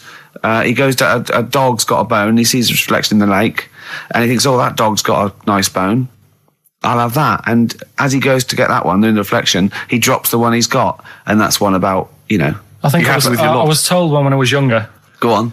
I think it was one. This young lad, he's got a dog, right, and he's about 8 years old, and this dog, he's had it since he was about 4, and it's a bit tired now, and he chucks sticks for it, and it doesn't go for it, and he's saying to his mum, "Oh, I want a new dog because this one's useless. It doesn't do what it doesn't have any fun with me." So they say, "Oh no, but Rover's a good little dog. You should look after it." And he's like, "Oh, I don't like it. I want a new one." So they buy him a new puppy, and it's running around, yapping about, and he's loving it, and he's playing around with it in the grass. And then one day he goes to the park and he's messing about and rolling about with it, and he falls into the lake, right? And the little puppy's like yapping at him, and he's going, "Help me, help me!" The little dog's yapping, and then the old dog comes and gets his collar, and it pulls him out of the lake. And he goes, "Oh, God, why did I forget about you? You're the better dog." And he loved that one again rather than the puppy. I got a feeling that was Lassie. Well, yeah, that was an episode of Lassie. What's the moral? What's the moral there, Karl? What's that telling? What's that explaining through analogy? Sort of, don't forget the old. Look after old people. I remember there was one I heard once about a young boy who got trapped in a lake inside a cage. But he loved his trainers so much. He wasn't going to get them wet. But even though he had to get out there, and even though he thought that was the important thing because it's material value, he actually drowned, and the trainers were no good to him then. That was Bowie and Waterloo Sunset. Love that. Love the original. Love Bowie. Bowie was my gig of the year. These are my singles of the year. These are our clips of the year. I'm Ricky Gervais, with me Stephen Merchant. We're just picking some lovely little bits and pieces. Do you remember when we talked about this?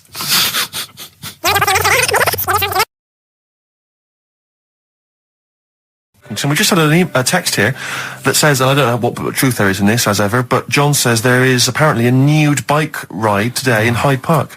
Now, I can't believe that's the case, because I don't think it's allowed, is it? You can't ride around with your veg, can you? I don't know. Why would you want to? Well, good point. On a bike. On a bike, I like the fact that that's what disgusts him.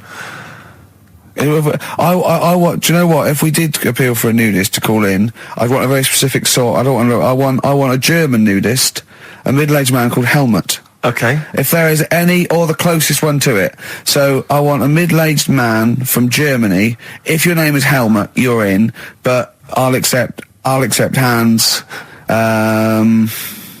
Karl would be good, wouldn't it? All right. Yeah. I think I'm wondering if the age might. Maybe we could we broaden that Okay, just a German nudist bloke.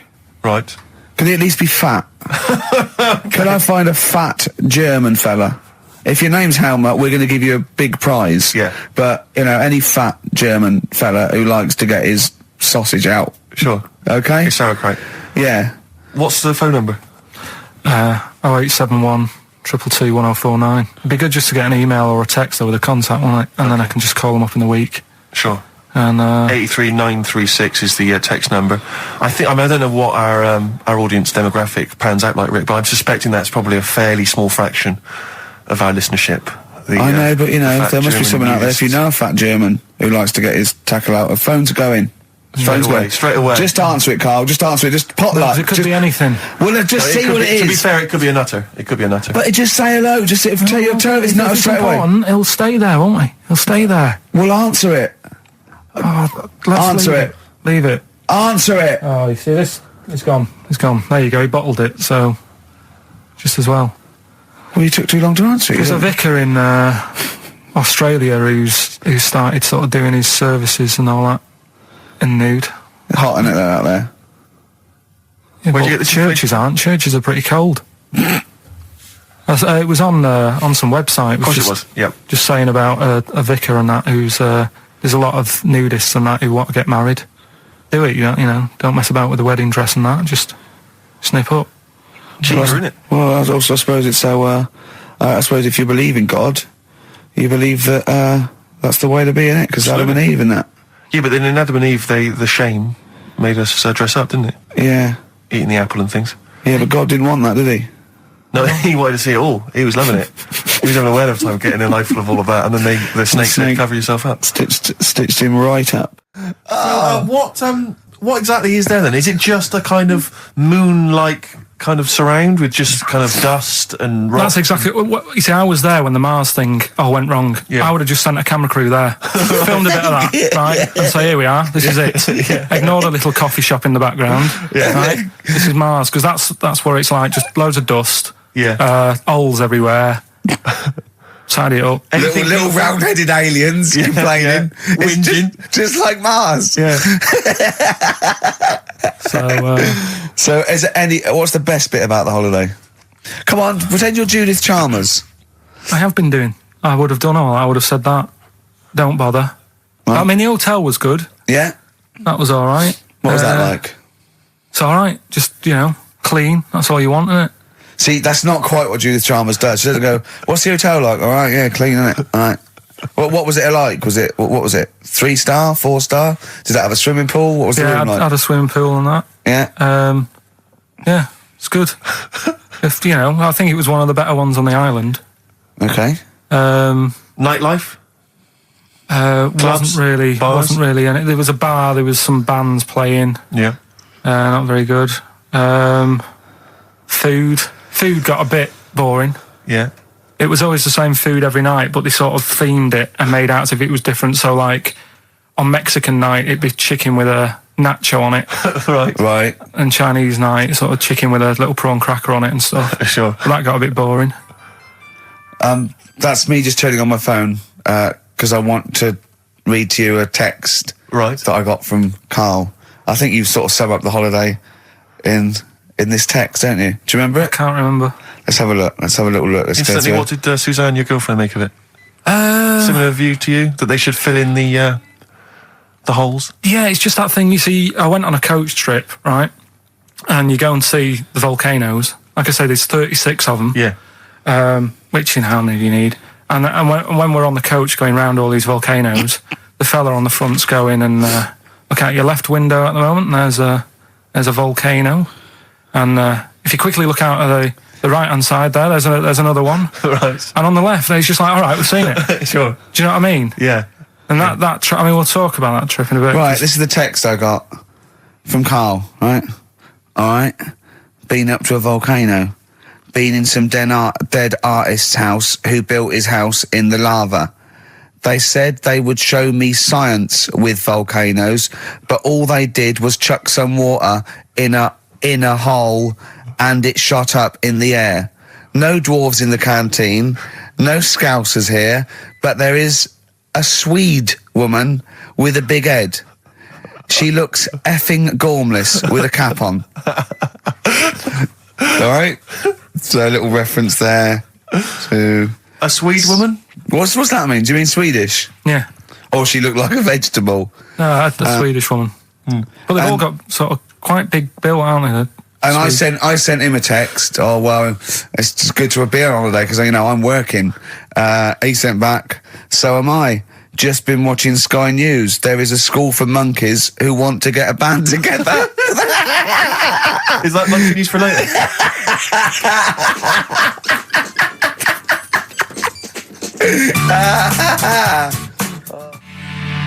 Oh My Corazon by Tim Burgess. I can't get enough of that. I love that chorus. On XFM 104.9. Ricky Gervais, Steve Merchant and little Karl Pilkington. But it was a nice holiday.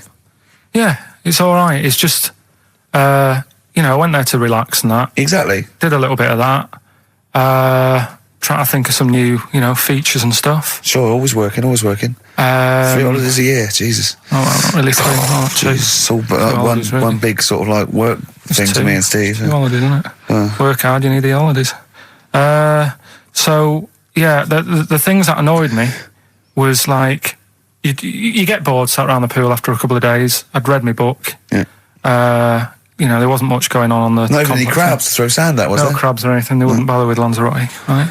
So decided to go on a little trip. That's when I saw the volcanoes and that, 36 of them. So we go on the trip, and the thing that annoys me, it does happen every holiday that you go on, if you go on a sort of a package thing, they have these trips, right? And you pay about 40 odd quid, and they give you some wine, so it make it feel like you're getting your money's worth. But how many of these trips have you been on then?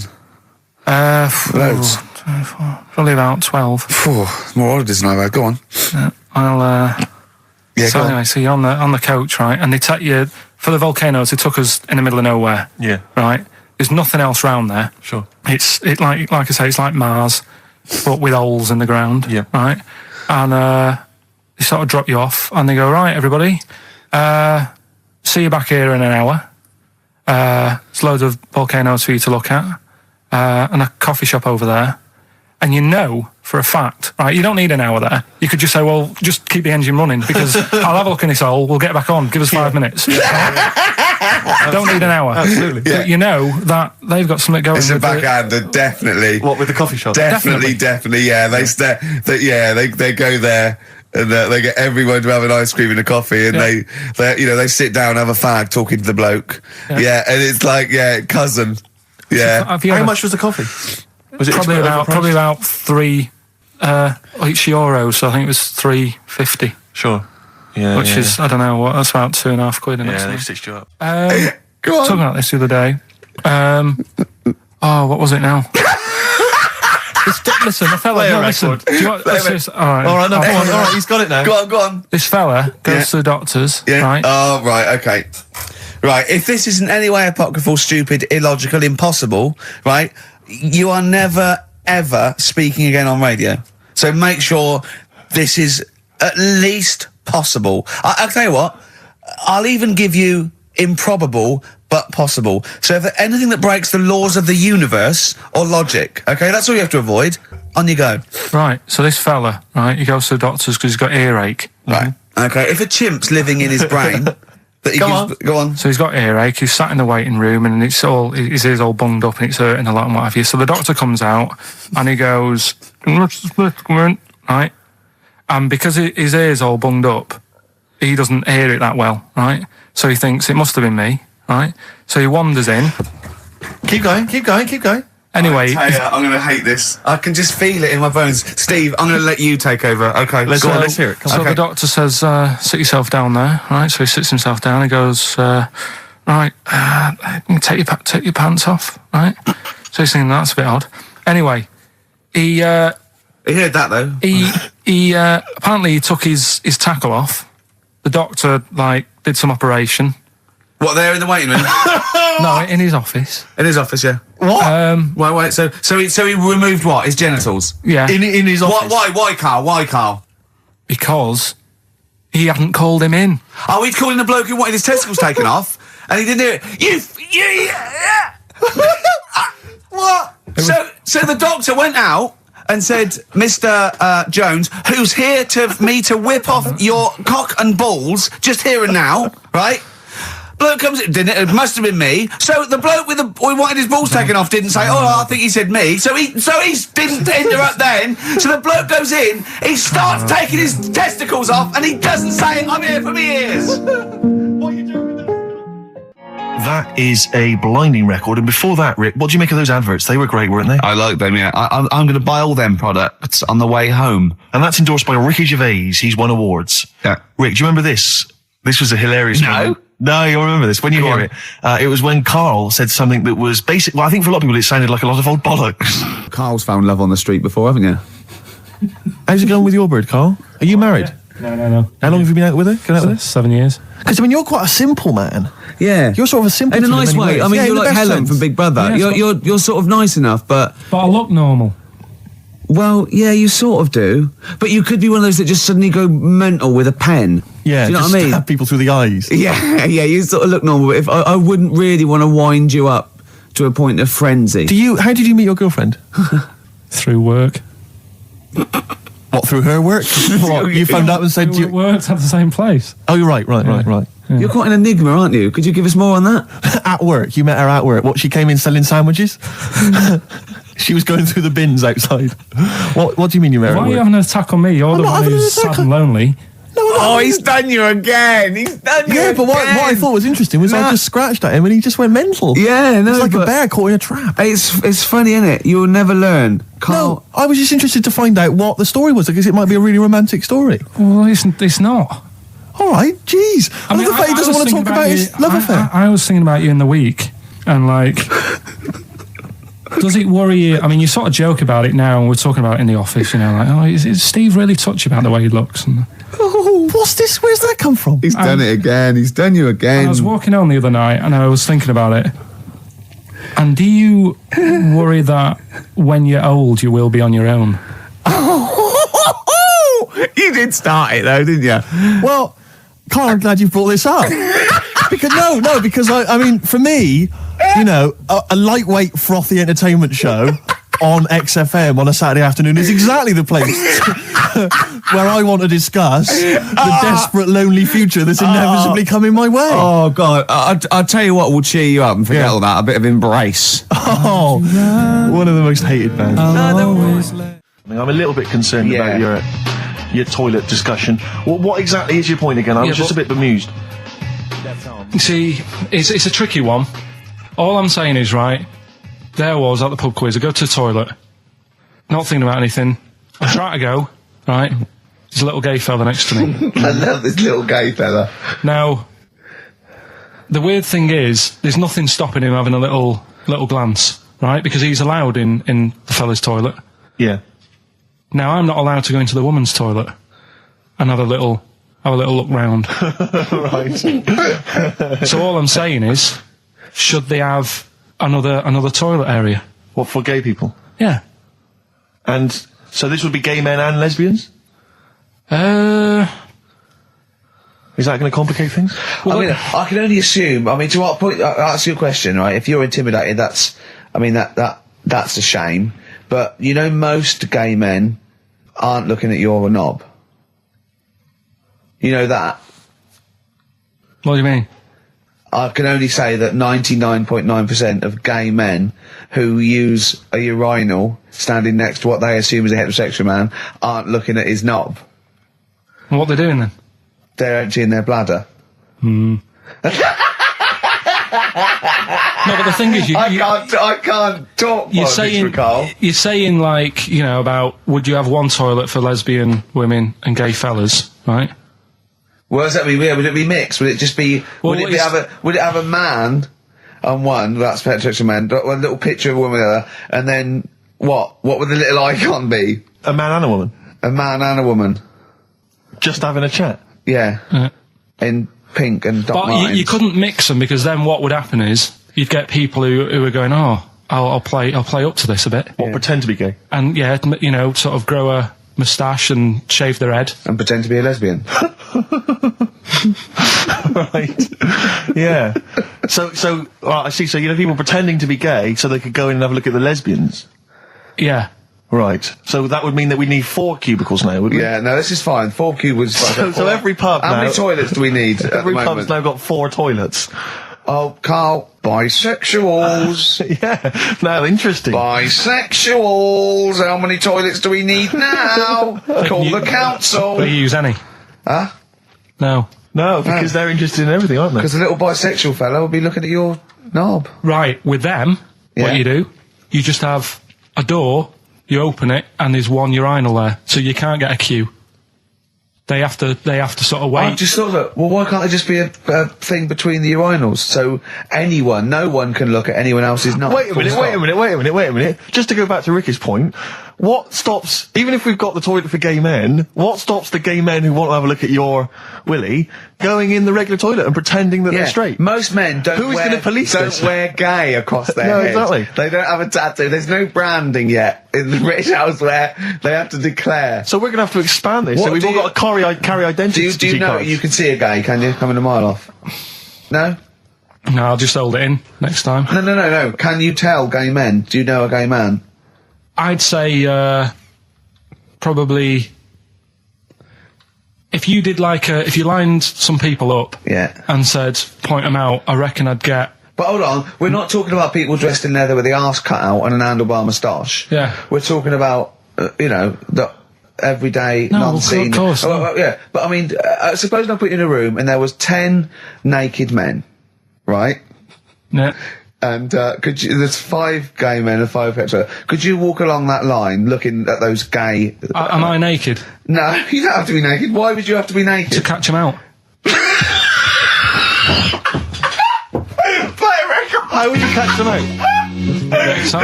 Don't go into it. Don't go into it. Don't go into it. Play a record. Ooh, those boys can rock there. That's the Guns with All Their Roses and Sweet Child of Mine.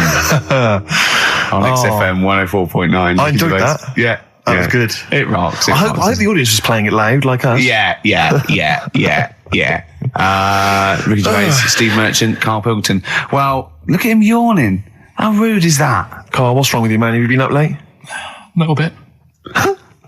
Girlfriend was away, wasn't she, yesterday? Yeah, I always have a problem with that. I always have, because you don't go to bed, do you, early?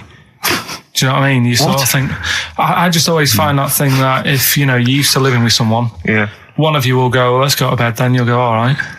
But when you're on your own, you go, You just forget to go to bed. I just stay up. Okay, stop eating now, Carl. You've ate all the food. That's just a plate. All right. Okay. Yeah. No, I stayed up and watched, there was a thing on about Dracula. Right. What, Dracula? And I found a flaw in it. Go on. Not the fact that he's the living dead and and drinks blood to stay alive and he doesn't reflect And he can in turn into a mirrors. bat. Well, And you can go on. the mirror thing, you can't look in mirrors, can he? Well, he can look in mirrors, but he can't see himself in a mirror. Yeah. That still doesn't work. Go on. Go on. It doesn't work at all, Carl. It doesn't work. Go anyway. on. Well, Centre parting's always really neat. His centre parting's always... how does he do it if he can't look in the mirror? Blood on the floor or something it was called. Rubbish. I love the flaw in the Dracula film is that his centre parting's too neat. How did he do it without a mirror? Oh. Was it a documentary about Dracula? No, there was the real Dracula. The real Dracula. Yeah, the real Dracula, the It's true just a story. film. It had blood on the floor or something. It's called. Yeah. It's rubbish. We had a little lunch yesterday, didn't we? We did indeed. That was a nightmare. Yeah. I hate going out with you two. I was explaining to Carl, right? I like to excite Carl's imagination, right? And if it involves chimps or monkeys, all the better. Brains he likes, parts of the body, deformity. I know where to, what buttons to push. And I told him about this thing. I don't know if any of you out there know about this, but there's an experiment they did in the 50s, a clinical psychology experiment where there's your 2 hemispheres of the brain, okay? They're joined by a thing called the corpus callosum, right? Which is just a little flap of skin, like a little scarlet lead that joins your 2 hemispheres. And what they did, they cut that in half, and they thought it was a cure for schizophrenia, but what it turned out to be, or epilepsy, I think, I can't remember, was that your 2 sides of your brains didn't function together. You couldn't get information. I was telling Karl all this thing, and one of the things I told him was that they did it on a monkey, and it fought itself over a nut.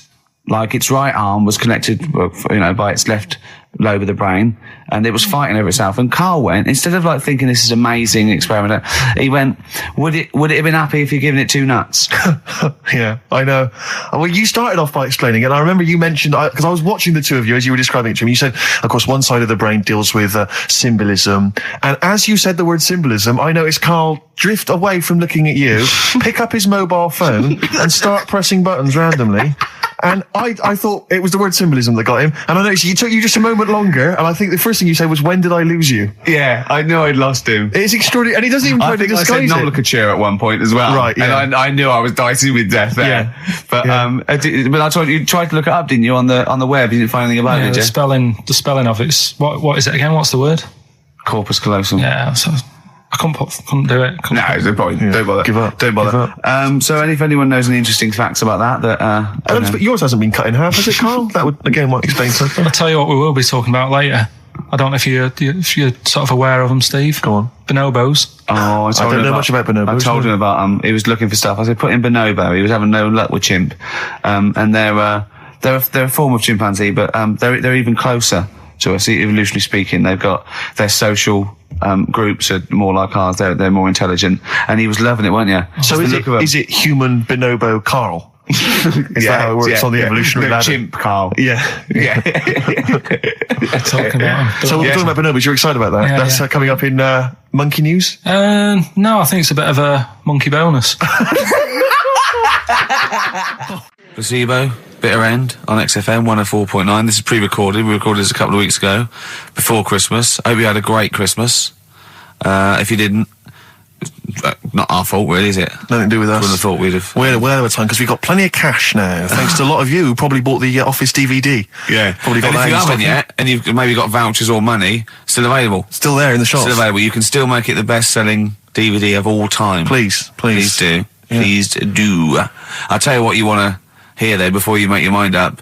I'll tell you what, if you like this next clip, go and buy the Office DVD. I think you will. It's a brilliant clip. It's the one where we talk about, well, it is self-explanatory. Yeah. It was a great day, wasn't it?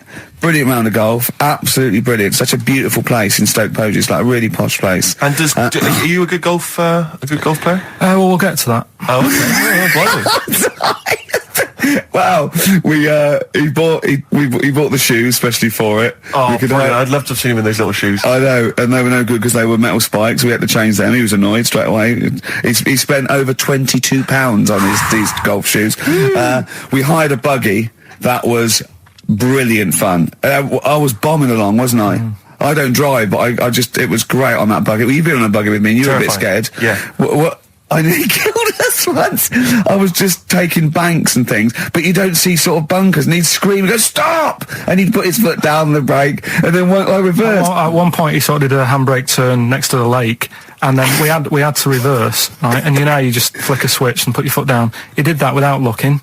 I look behind, there's a big oak tree there. He screams, "Watch the tree!" Right? He's so Dukes of Hazzard. I kept jumping in and leaving him behind because I had to go to my ball. Because anyway, so the first shot, I got on the driver.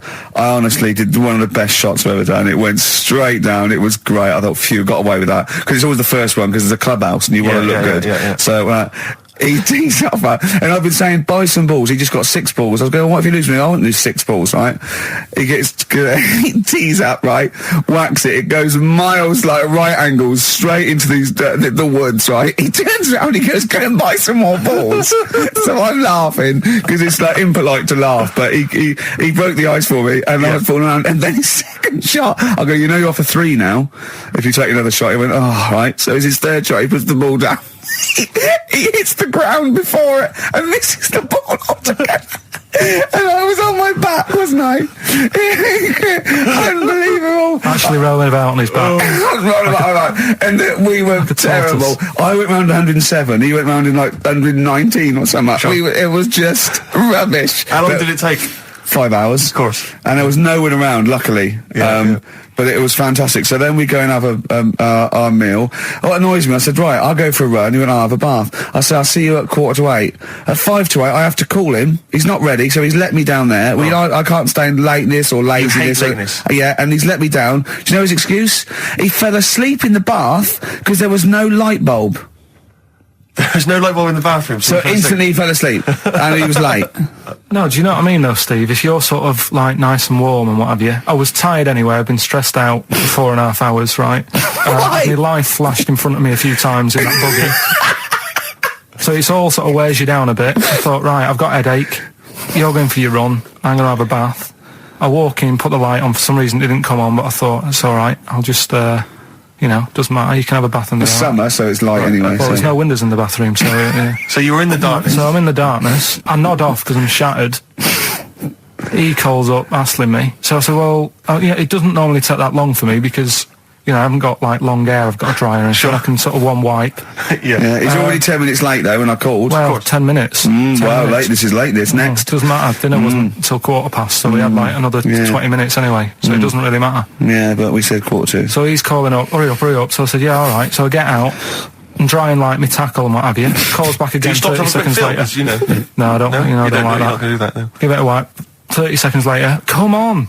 So I end up going downstairs to the meal area, naked, with a wet shirt on and wet socks. I've got headache as it is. Meant to be a relaxing weekend.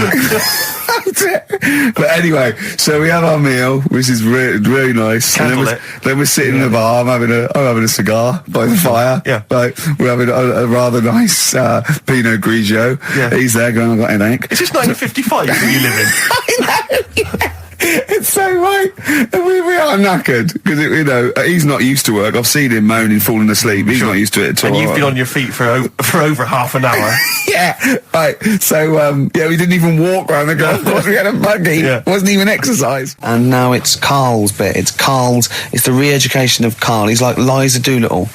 And now he's coming to, or Lawnmower Man, if you've seen that film. More like Lawnmower Man, if you've seen the film. You'll know what I mean. And his homework was to just study quotes, really, on happiness and stuff and general well-being. He's not a big happiness quote fan, are you, Karl? Not really. So what have you done? You've come up with something, haven't you? Right, yeah, I told you, right? Because a lot of these are just things you say every day. They're nothing special. So what I'm doing... Well, you say them every day. Well, the sort of things you come out with and you don't even think about it, do you know what I mean? Yeah. They're on the TV all the time. People on the radio are saying these sort of little quotes. Sure. And what I've done is, remember that programme on Channel 4, Faking It? Yeah. Where they got some, like, posh kid to be on the door and all that. What I've done, I've... Imagine if that was the pitch for the show. Dear Channel 4, just going to get a posh kid on a door or something? Yeah, Yours sincerely, Karl. Come in. Yeah. TV producer. Yeah, go on. So what I've done, this little book of quotes, happiness quotes, I've picked two that are real. Okay. And I've made one up. Right? And we've got a guess. And you've got to guess. Okay, then, go on. Well, I'll tell you what, Rick, why don't we, when we've heard them, we won't confer. No. You'll write down yours, A, B, or C, and I'll write down mine, and we'll see how it Okay, works. Karl, off you go. Right, and just because I'm looking at this book, it doesn't mean I'm actually reading. No, I know. Don't worry, we're clever. No, we know, we can't see yet. Like, call my bluff. Yeah, go on Okay. then. Nothing is worth more than this day. Okay. Yeah. Yeah? All right. Yeah. The way I see it.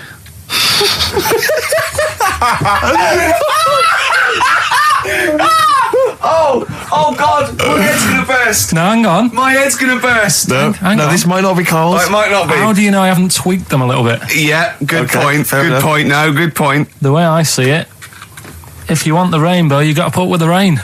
Yeah. Okay. All right. All right, yeah. Okay. Hang on. It's not here. Come on. Cat food.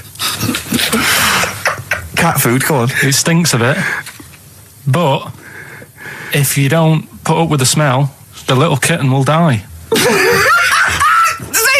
Steve, I don't know what to say. I don't know what to say. Imagine this in faking it. Imagine their faces when he says that, and they're going, "Oh my God." Karl, play a song, mate. We'll have to confer on this one. Right, Blair. Well, that's just amazing, Karl. Just read them again. Two were real, one was fake. Go on in. Right. First one. Nothing is worth more than this day. Excellent. Next one. What does that mean? Well, cherish now, cherish your time. Okay. Because you can't get it back, and Yeah, that's the way I saw it. Carpe diem, whatever it is, seize the day and all that. Okay. If you want the rainbow, you've got to put up with the rain. Yeah, of course. Yeah, rough with the smooth. It's not all plain sailing, but rainbow's beautiful, but it comes because of the rain, which you might not like. So make the most of everything, and good. Cat food doesn't smell good, but if you don't put up with it, then the little kitten will die. Right, now, Karl, that is a good effort. Now, that one's yours. I mean, obviously, right? Right, no, but it's a good effort, right? I mean, it slipped seamlessly into the others. Yeah. Don't think it didn't. No, but it's good. I mean, we knew it was that one. But what I will say is, it's good, but what you don't know, maybe subconsciously, is, I mean, it's very similar to the putting up with the rain and the rainbow. But that's good. Why do you think that? Well... What does mine mean? Well, even though it smells bad, it's good for something. Right, So see, that's I didn't look at it like that. What did you look at that? I kind of thought... Was yours more specifically about cat food, generally? Because normally it's an analogy. Yeah, or a metaphor for something, much bigger. Well, no, the way I mean, looked at it- Dolly Parton, who I think did the rainbow rain thing, she wasn't specifically concerned about weather conditions. No. It was a sort of general idea. It's all about life. Yeah. Well, that's what I've done. Go on. I've used an everyday thing Yeah. and put it with today's problems, right? Go on. So, like, my girlfriend, she might like to go shopping for clothes. I hate it, Right. but because I love her, I put up with it. Ah, that's nice. Yeah? Yeah. So you love that little kitten. You can't stand the smell of the stuff you got to feed it. But because you love it, you go, well, you know, I'll put up with this just for a few minutes and then I can, like, squeeze its head later and give it a little... Sorry. Squeeze its little head.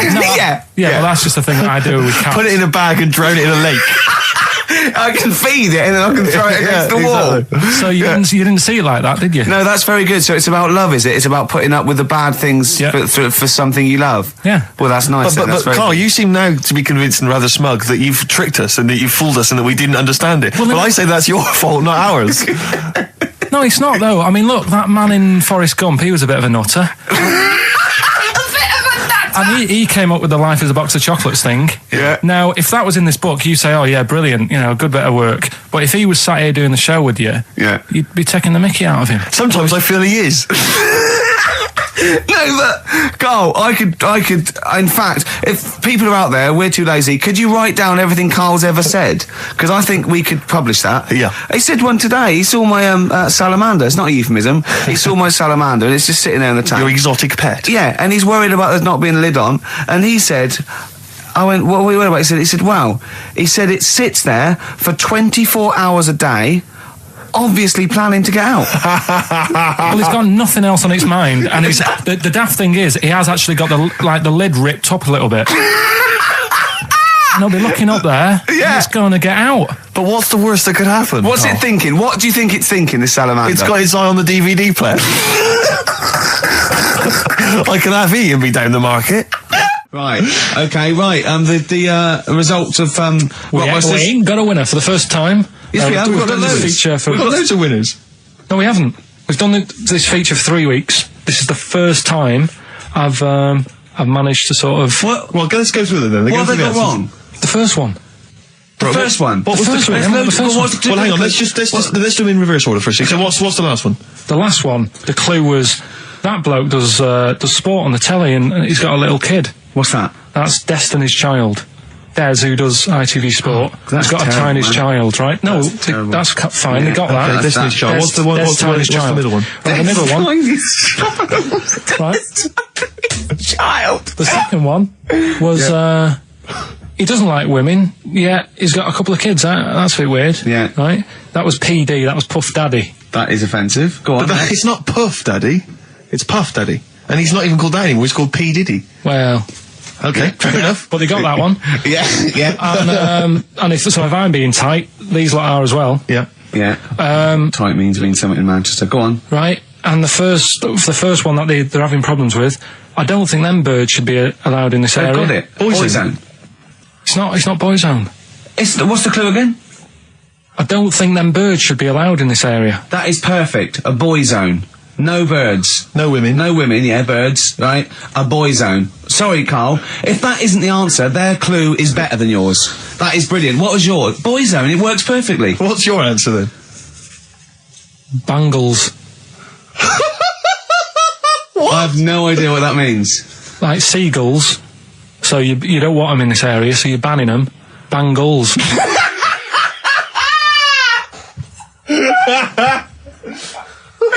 Oh! Well, give it to boy zone, because boy zone's better. Don't use birds being allowed in this area, it's a boy I think zone. we should have a rollover. Karl beat them. Karl beat them. You have to use his logic, surely. But theirs works. You can't do what am I thinking. No, that's not what I'm thinking. It perfectly. It works perfectly. I think you've got to give it to the ones that got the boy zone. Well, how about, right, because they didn't actually get into my head and my way of thinking, heaven right? forbid. How about we just keep back the David Attenborough and they can have, I'll chuck in the Hellraiser, right? Okay. And Blondie album and the Madness Yeah, one. okay. Pick a winner at random. Pick a winner, Steve. I'm going to give it to Paul Sloman, who got those answers, and he also says, P.S. Karl, you're a moron. So, I'm giving that to Paul, and good luck to him. Right, well, He's got a crazy night tonight. If we can rush these over to him, he's got a cracking Saturday night. well, if I'm a moron, I might get your address wrong when I send them to you. Oh, Coming right back at you, Paul. Yes.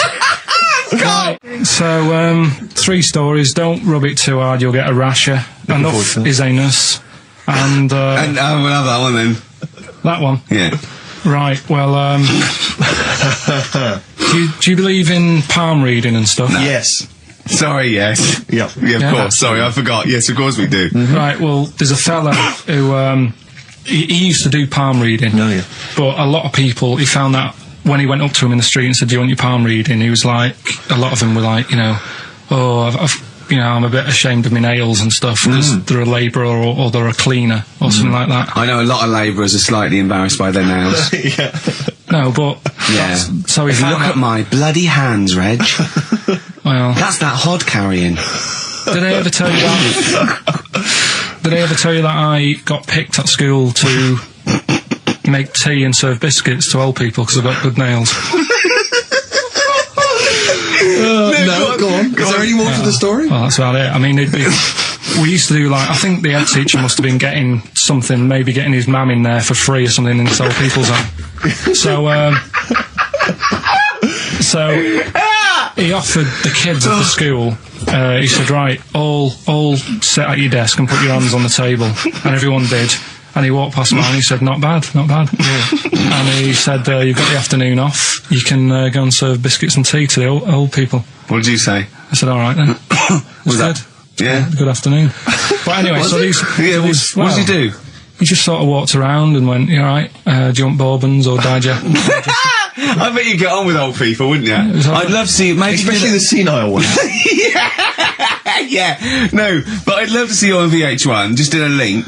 They just go, they've just played Robert Palmer, right? And it comes to you in a little park, and you just sit next to an old lady and go, alright? And you go, yeah, not too bad. You go, what do you think of London? Crap, innit? And she goes, yeah, it's awful, innit? And you just have a talk, and you go, right, well, she doesn't like it, in excess. That's what I'd like to see. I still think my idea is better. But so what are you going for then? Oh, you've picked one, haven't you? Yeah. So this fella. So there's palmists going around the streets. Yeah, he's going round and there's a lot- randomly trying to give palm readings. They're losing money, hand over fist. Yeah. Right. So they said he's what he's done. He's reading people's bottoms now. Sorry, whoa. You just, I didn't quite follow that. He was a palm reader. That wasn't making money. So now he's going up to people in the street and saying, can I see your arse? Basically, yeah. So from being a palmist to an arsonist. Well, they just that's what he does. He said these same sort of lines and that you get on your hand, you get them on your bottom, and he can read them. Right. Yeah, he's not a pervert or anything, or making up as he goes along.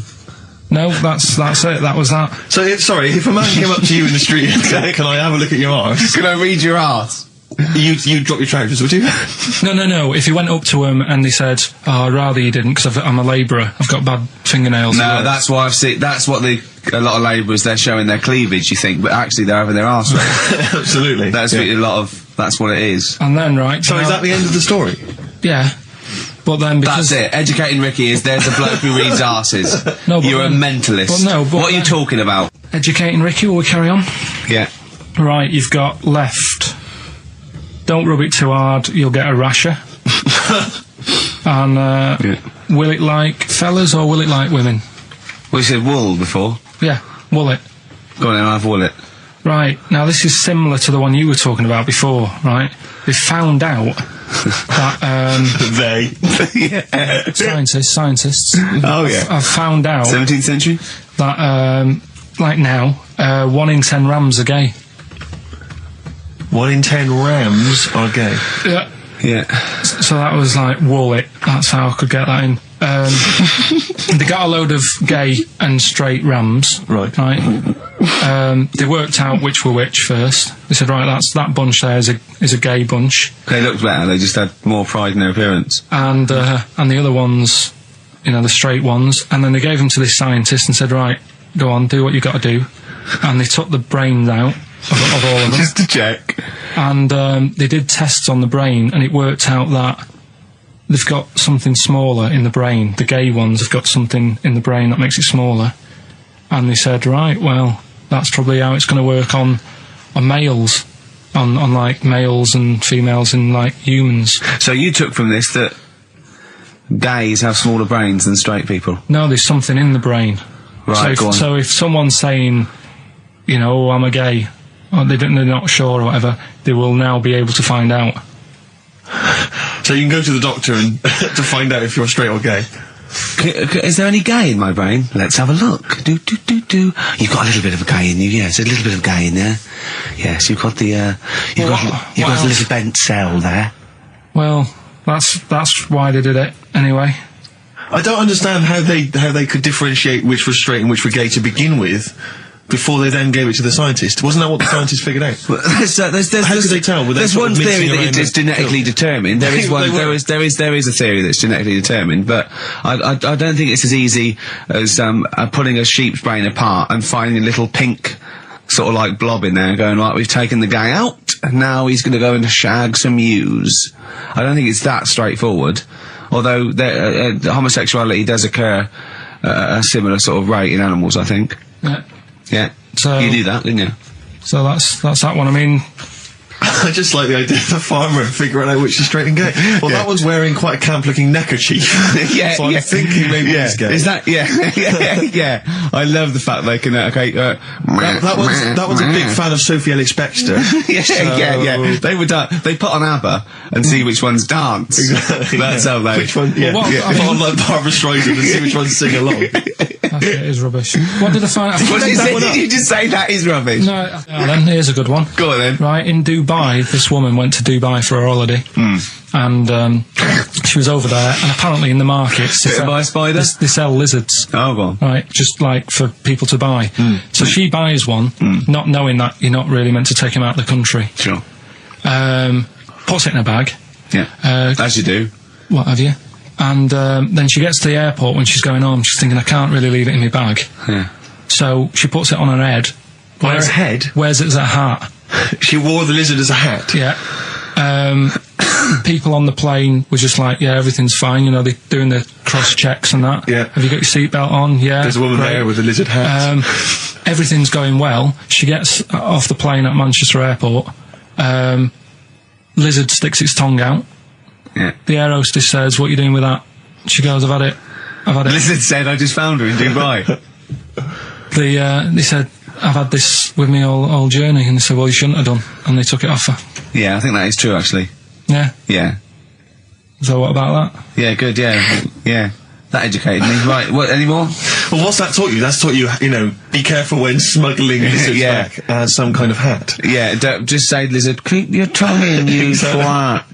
Not at the customs officer. Yeah. Last one. Yeah. Don't rub it too hard, you'll get a rash out. It's been a mess today, hasn't it? What do you mean it's been a mess? It's been a mess. What has? This. What? The show? Yeah. How has it been any worse? It's just all over the place. There's no sort of, it's not tight like it normally is. And she'll be going away with this, thinking that's what the show would be like. She listens to the show, she knows it's a shambles every week. Go on. Well, don't rub it too hard, you'll get a rasher. Yeah. Do you know the saying, ham it up? Yeah, go on, yeah. Right, well, do you know what it means? Well, it means to overact. Right. Well, years ago, with actors in musicals and stuff, the actors used to look pretty ill on the stage because they didn't have proper makeup and that. Right. So what they used to do to make themselves look rub their face in pigs. Well, they got bacon, rubbed it on the face, and it made the face a bit sticky because of all the the pig fat and bit of lard and stuff like that. And then they'd go and get some bricks. Bricks? Yeah, house bricks. Rub them together, make some sort of red dust from the brick, and then put the dust on the face. And the fat and the lard and that would make the dust stick to the face. And they'd look well under the lights. And that's where they'd smell great as well. Yeah, well... Lovely, everyone likes the smell of bacon. No, but... So that's the old ham it up, that's where that comes from. If it's true, I've no reason to think that it's not. So that's your third Educating Ricky today. So, what have you learned? Nothing. Absolutely sod all. You've got your hamming it up. Yeah. Rams are gay. They know which ones are gay now. Now! And, at last, thank God. The fella who can hand read, an arse. If you missed the rest of the show, what are you going to make of that? If you've just tuned in, you are a maniac, Karl. So- and you've had your screen test. I reckon we'll be seeing you on MTV or VH1 in the near future. Which one are we No, doing? do the Bughead one. Right, well, the bughead one. Well, we've talked a lot about animals and that, haven't we, without heads. Surprisingly, we have. I think a disproportionate amount on it. If you're a new listener and this is the first time you listen, you'd be surprised. Yeah, we've done all that. We've covered worms, the way if you cut their head off, it grows back if you don't cut too high above its neck. We've covered The chicken. the fella who blinked. Yeah. I can't go into it again. Right. Let's not go into it again. We've had the chicken with no head that lived for 8 months. Yeah. And we've had And we've had the cockroaches. cockroaches living for a week without an head. Right, okay. Well, it's a bit more on the cockroach front, really. Right. They've found, right, that if you get a cockroach and you cut its head off, right, and then you find a cockroach that's still got its head, but it hasn't got any legs, Right. right, it's not over for both of them, right? Because what you can do, you get the one that's got the legs Right. with no head, sort of running around, get the one with the head, sit it on top of it, Right. get a little tube Okay. so that the fluids... So is this auntie's go out of the Let him room? finish. This is like Blue Peter. Let him You could get this for Christmas. Right, you get a little tube, you sit that on top so the bodily fluids are still running between the two. Right. The head of the one on the top will control the feet of the one on the bottom. Okay. What about Good. And will it continue to live? that? Yeah. Okay, you don't know that for sure, do you? You're just guessing. That was just a No, question out of the blue he wasn't expecting. Yeah. Well, what do you think of that? Good, yeah, it's great. Yeah, just a primitive nervous system that can, yeah. Did you expect us to be more impressed and excited by that? Did you fall off your chair when you read that? Did you literally topple off? Going, Did you "Whoa," like a cartoon? think you were going to be the Frankenstein of the insect world? Yeah. No, I just was thinking if they can do that, you know, With them, can they do it with humans? Because I also did a bit of research course on... you did. Did you come to the sort of conclusion that apart from the moral aspect of it, that the human was probably more complicated than?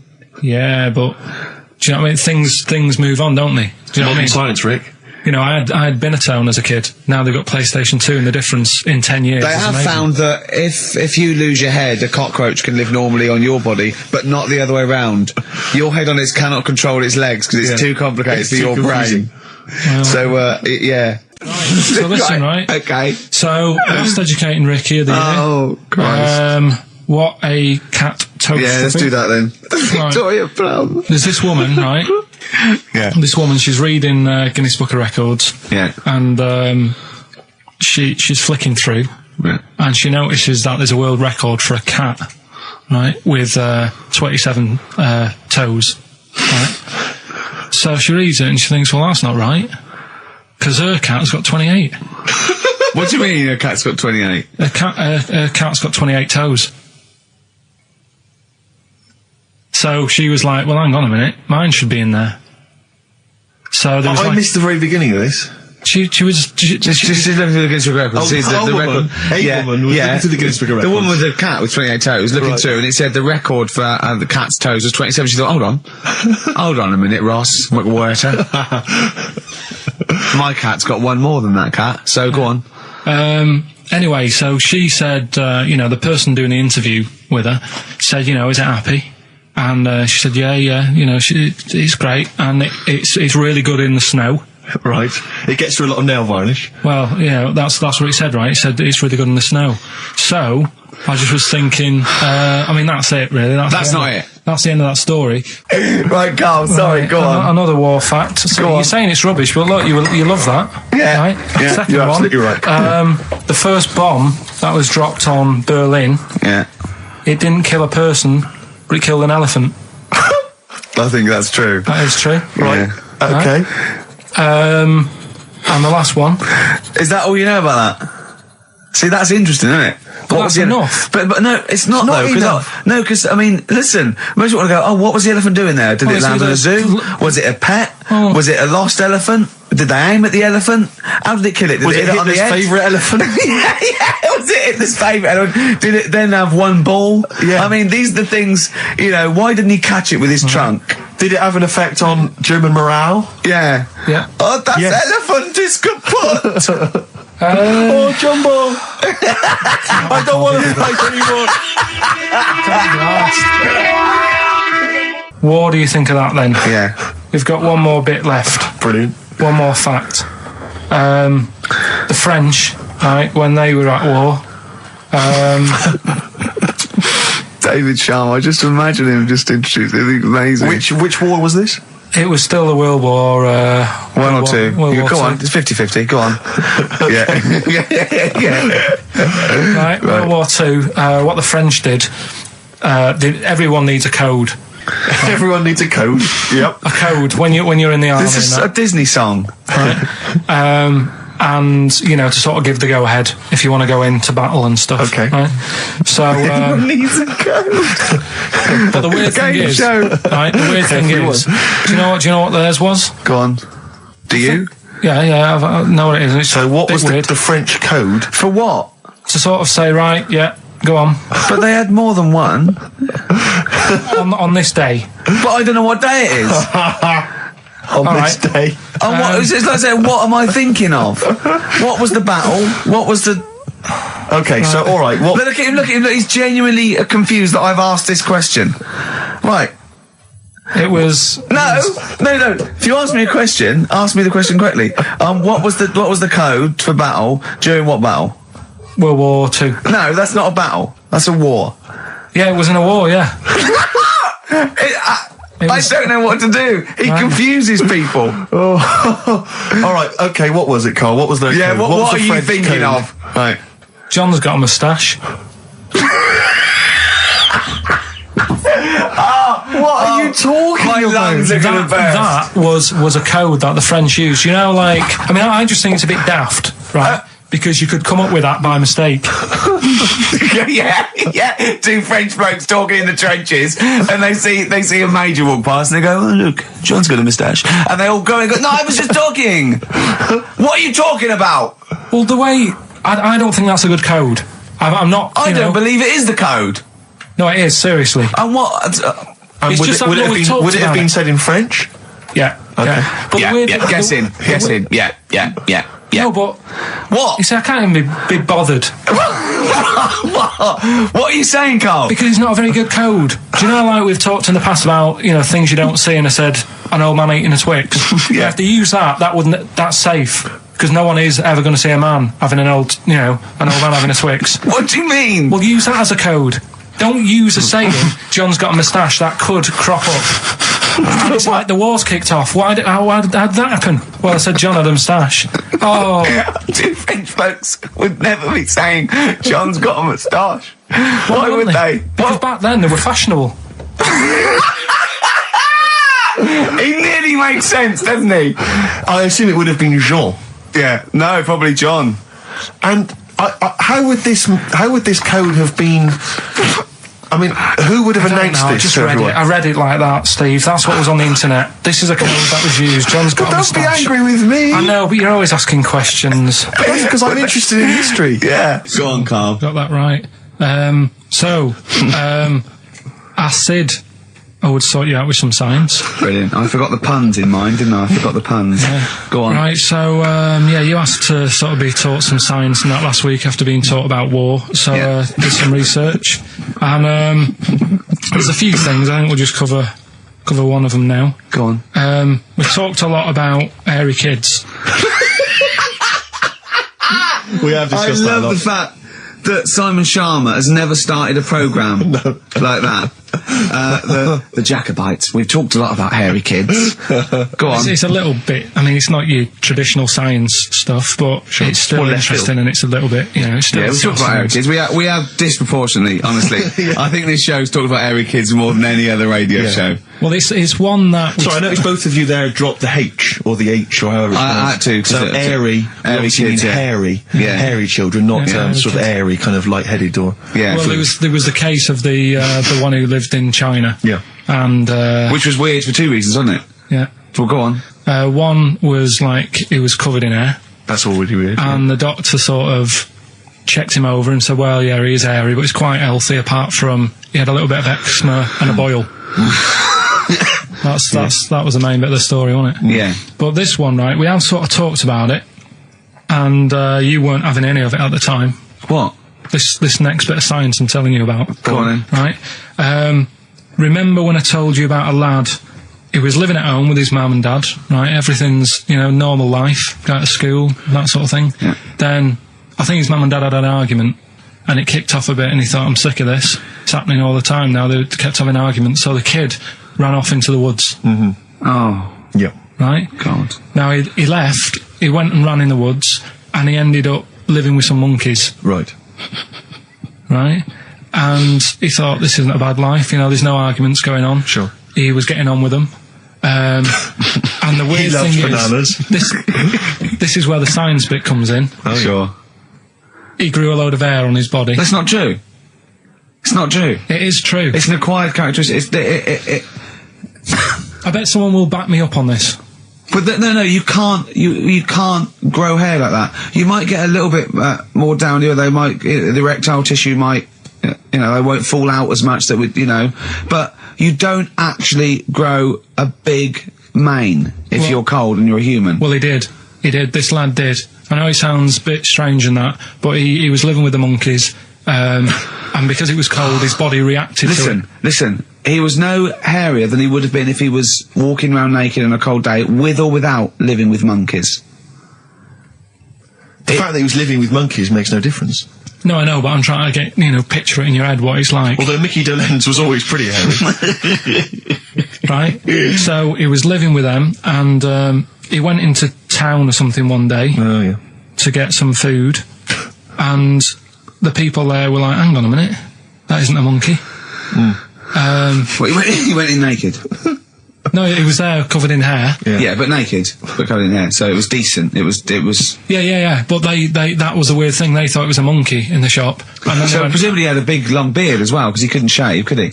No, he was just covered. He looked like a monkey. And they were happy to serve the monkey, were they? There's the monkey. How did he walk?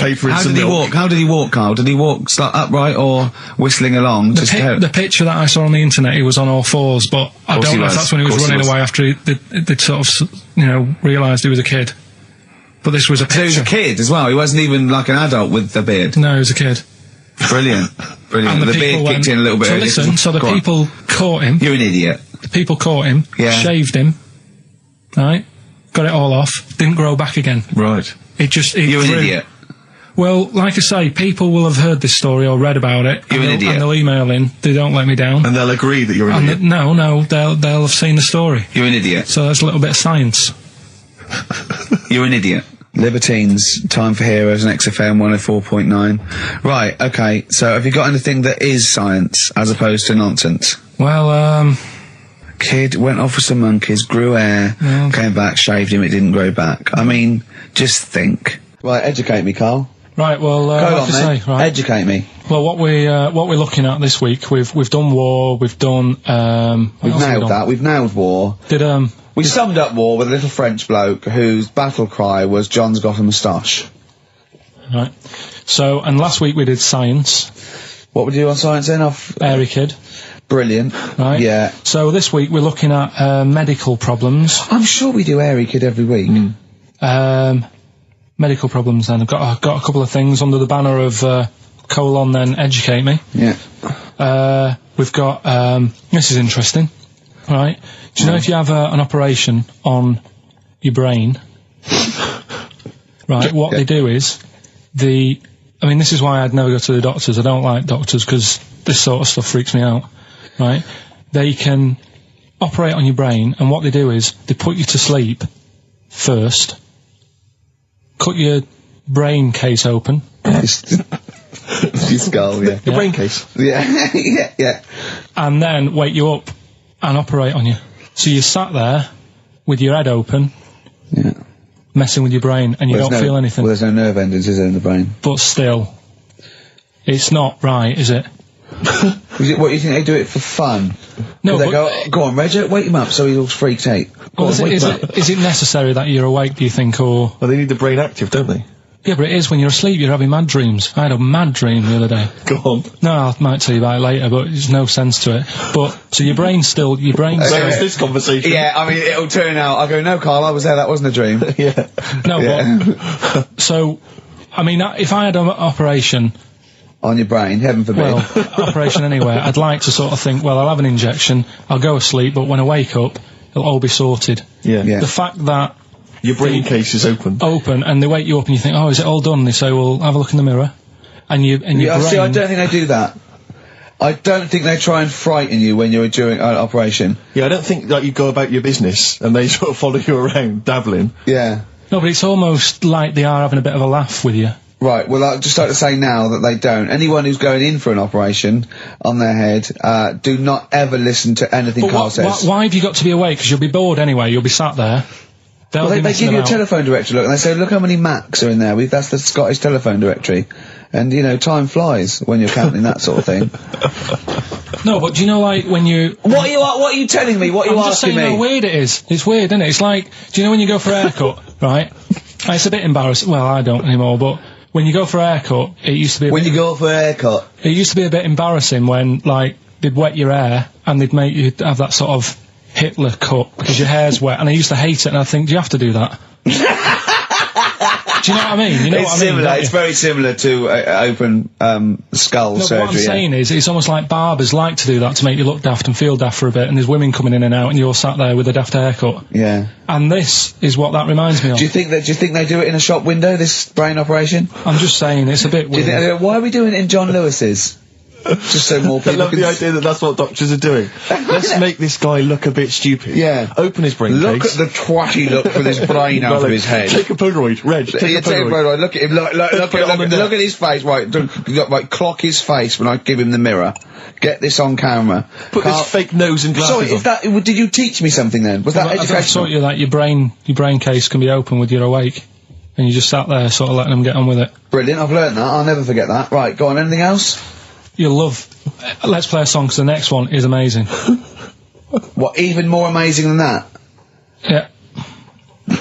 Play a song? Yeah, bit of Bowie? No email still, by the way. No, I don't think it's working. It's not working today. Lady Stardust. We'll have to do a phone-in for Rockbusters. Off the Ziggy Stardust album. Alright. So, we'll move on to this next one, right, which is brilliant. Dead short story, so...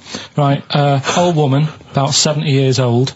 Yeah. She's normally fit and healthy and stuff, nothing wrong with her, she's having a good life.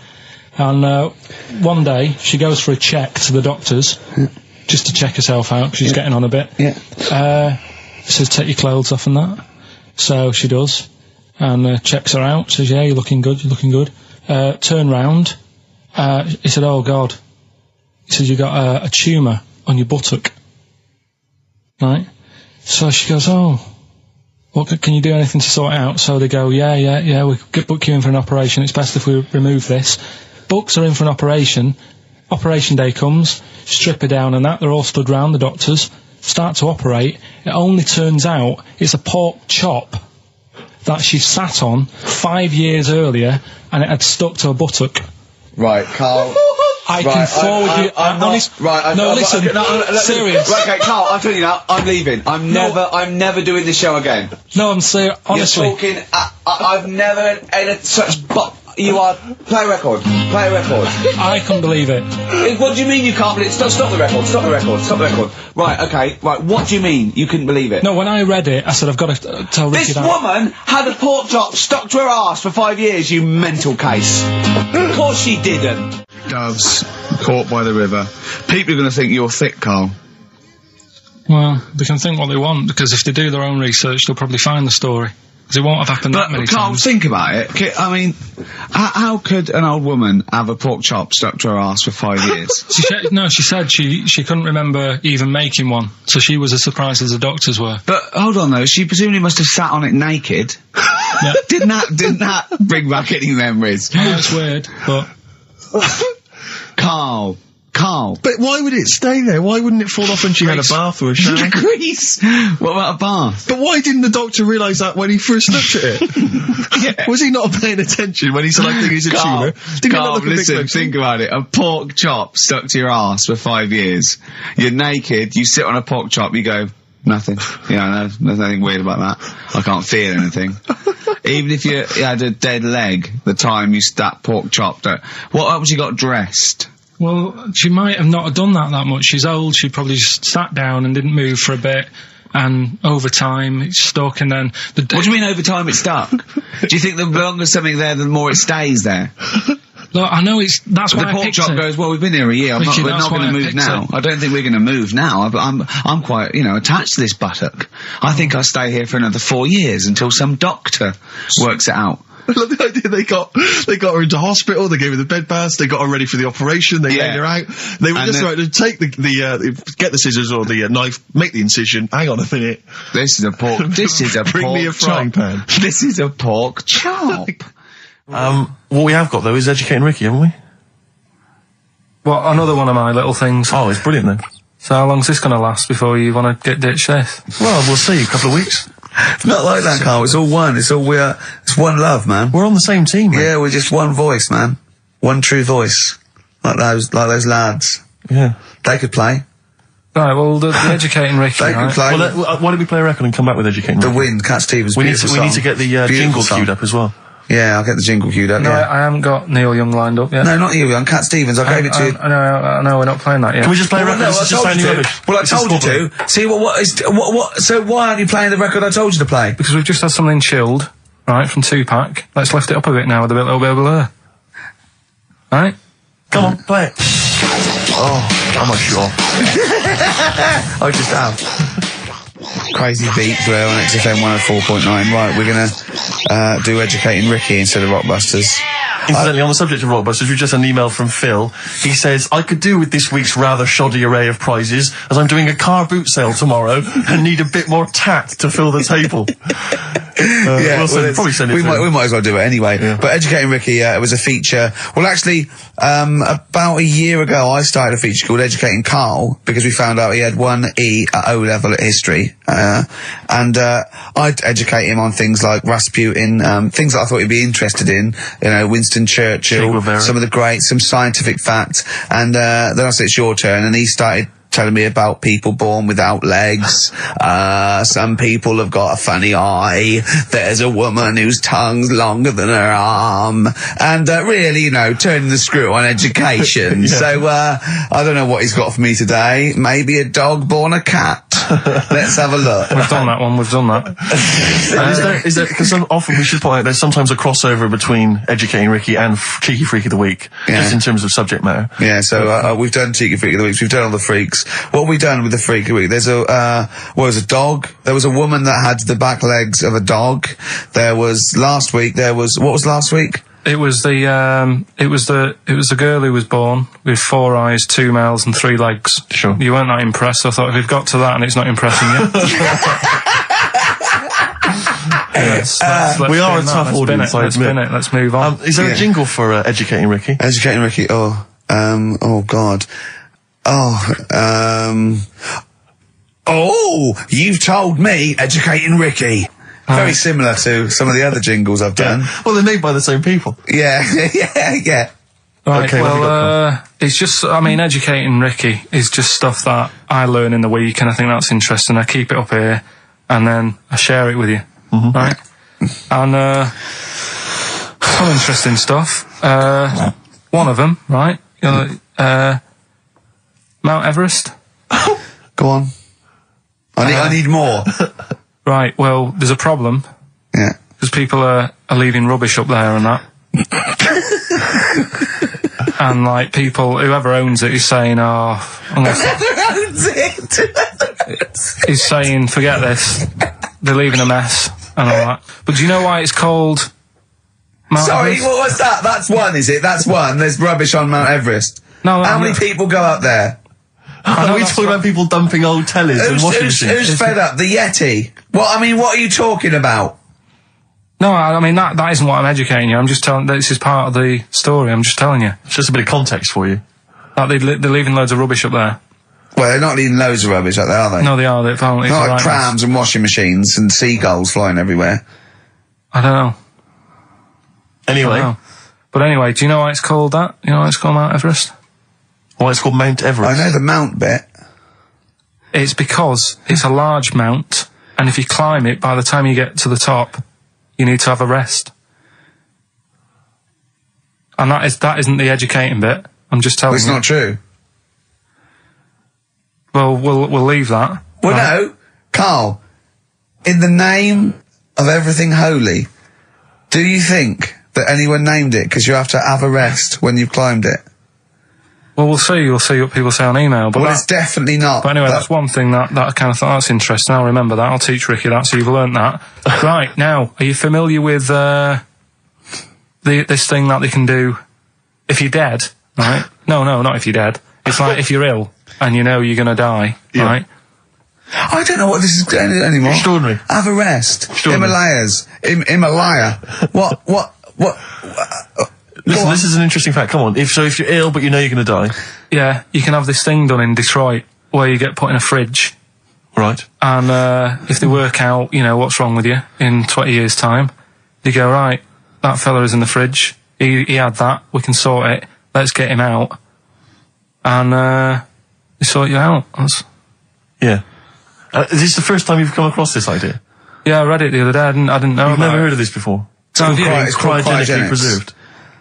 Good, innit? They put you at sort of like sub-zero temperatures, so stop all cellular activity. So do you stop aging at that point? Yeah. It's suspended animation. So, well, what's the law on it, right? Because say if I had something, right? Yeah. And I said, put me in a fridge, and when you've got the cure and that, wheel me out, sort me out. Say if they did that, Yeah. and it was like 40 years, Yeah. and in 40 years' time they get a cure for me. Yeah. Would I have to stay with Suzanne? Because she'd be 70. Do you mean what are the rules? Should you be allowed to date a younger woman? Well, it's not fair, is it? It's like good news, we sorted you out, but I don't think she'd mind. I reckon she'd have the best 40 years of her life. Yeah. And plus, they're never going to find a cure for what ails you. That is genius. That is brilliant. You come out, you're cured, and you go, oh no. I love the fact that's what he'd be lying there. If you could think while he was in that state, you'd be thinking, oh god. She's losing her looks. Yeah. Just, oh dear. But everything else as well, like, my job wouldn't be here. No. No. Although the figures would have gone up a little bit. Yeah. Flat's probably gone or knocked down or whatever. Sure. Yeah. Most of my family would be dead. Yep. So what's the point? What? How do you know about it? Who's done it? Well, famously Walt Disney, apparently. I mean, Walt Disney actually did die, but had his body preserved so that should they one day be able to bring back people from the dead, they need Walt Disney. Hang on, who do we have? But with him, nothing is going to change, because when he comes out, Mickey Mouse will still look the same. Sure. Unplug and all that. Play a record. I don't know where your mind is. Play a record. It's brilliant. You just say words. It's the have a rest. Yeah. They've cloned a Man-Moth. No, but that's the sort of thing I think we need now, right? We've covered a lot of stuff. What, education? But teaching, yeah. Well, okay. What do you want to know? Don't know. Have you got something? Can you educate us on anything? I've been reading bits. So could we bring back just for one night only, educating Ricky? Oh, I'm excited. Yeah. Do you think it warrants that? I don't know enough about it. You know what I mean? About what? It sounds perfect. Play the jingle. Educating Ricky's getting smarter. A couple of things happened in the week that I read about. Okay. Keeping up on what's going on in that. Sure. Yeah. One was about that Galileo fella. Okay. Was it about 1636? Was it? I think it might have been earlier. bad. Go on. Did some stuff with light and that. Yeah, he did lots of physical experiments, yeah. Is that it then, Karl, is it? He did some stuff with light and that. What did he do with light? What was that? Well, I think he invented the first... Telescope. Telescope. So I think it's a particular lens, though, and he did experiments where he dropped famously two different weighted balls from Pisa, and they hit the ground at the same time, showing that doesn't matter, the weight doesn't matter, air resistance does, and stuff like that. I think he probably He explained it a bit better than that. Yeah, but I'm talking to Karl. Sure. Did they need to know He's stuff? just thinking about pizza. Yeah. Did they need to know stuff like that back then? What do you mean, did they need to know stuff like that? It's just... There weren't people going around going, I've got to drop these 2 things off the Leaning Tower of Pizza. I just don't know which one's going to land first. Yeah, I need to know. Why do you need to Bring know me that? Galileo. Yeah. It's for a bet. Yeah. No, but if I was knocking about then, I'd be like, stop messing with that. We need a telly. Or, do you know what I mean? I bet he thinks the Flintstones is real. I know. That'd be brilliant. That's what I'd do if I was a caveman. I'd make a telly out of rock. Yeah. And a pelican And a as car a that I cement just mixer. ran along the road with. Yeah, exactly. Yeah, we need a car. Yeah. Well, we haven't really got the internal combustion engine. Can you stick your feet through the bottom? Yeah, just get me a car, for Christ's sake. Anyway, so I learned that. And Yeah. then, What? He learned his name. Yeah. Other people I learned the Brilliant. name of this week. Oh, if a chimp could watch telly. Go on, Karl, go on. and there was also a fella in the week who said, that women shouldn't be wearing trousers. Why? Because they don't look good in them. Right, and who was this man and from what era did he- French fella. Last week. Did he mean walk around naked? He just said, women should wear skirts rather than trousers because no woman looks good in a pair of pants. Right. How old was he? He was probably about 67. Uh-huh. About that, 67, 68. Yeah. Wasn't happy with that. What do you think? What do you think about that? It's rubbish. Yeah. These are the only things that have caught your eye over the last couple of weeks. This is the entire news. Galileo did something with light. A French fella said women shouldn't wear trousers. See, that to me wouldn't pass as education. It's not education. I don't know where you could ever use that. I don't know when that would ever be applicable to life. I just like reading stuff that sort of reminds me of, do you know what I mean? If I read it and it gets me thinking, I think that's a good little piece. But I mean, but surely can't you just sort of like sit near something that vibrates to keep your brain going, or shake your head every now and again? I mean, what does this do? You mean it makes you start using your brain?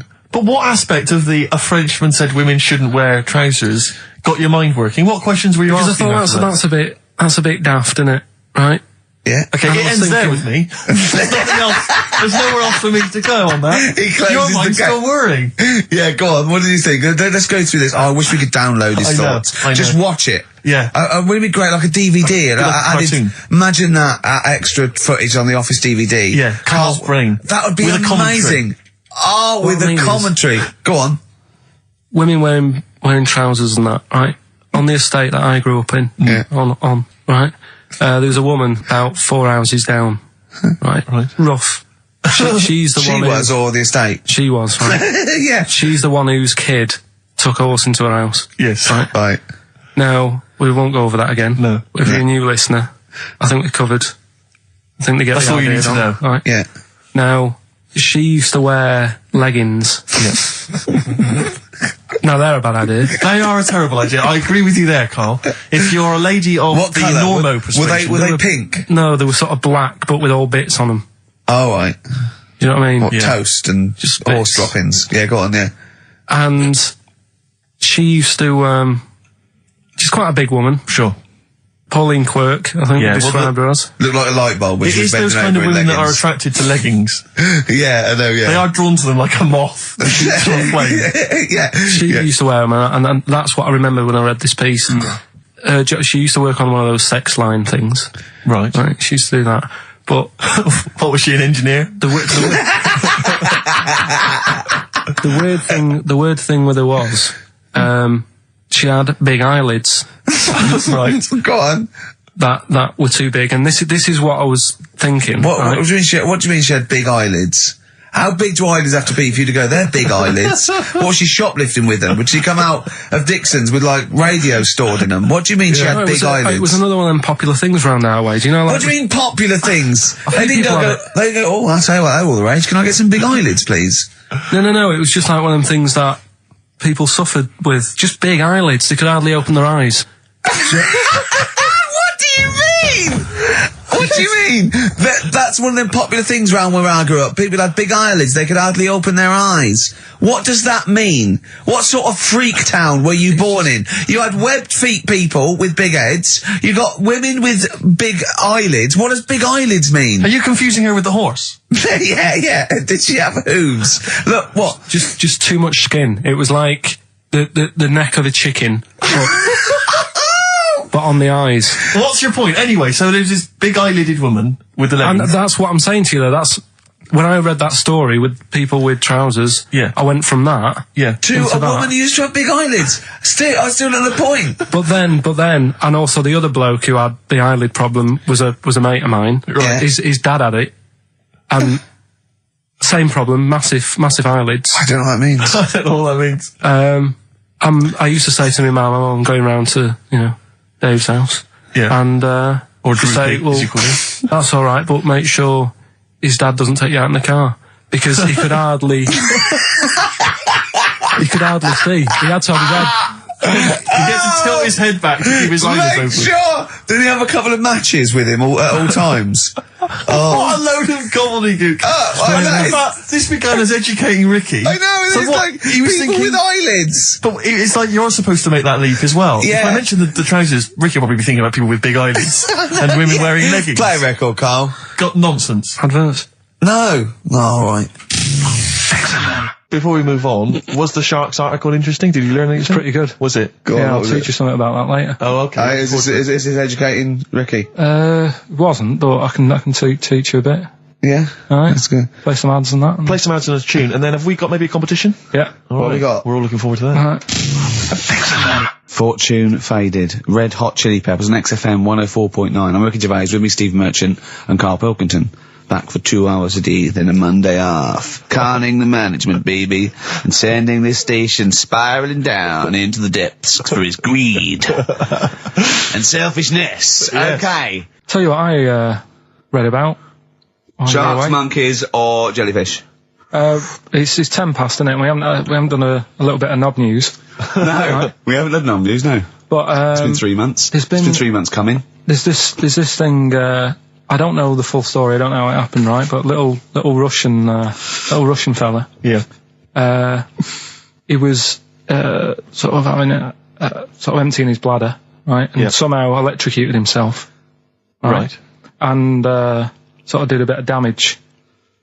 How's he? Is he slashed I don't onto know. some I don't live know. wires or Something like that. So Did anyway, it damage to himself or to an electric fire or something? no, to himself. To himself. Yeah. And so the doctor. Didn't slip and curling tongs went up his arse when he was pissed, because that's happened a lot in Yeah, we've all been hospitals.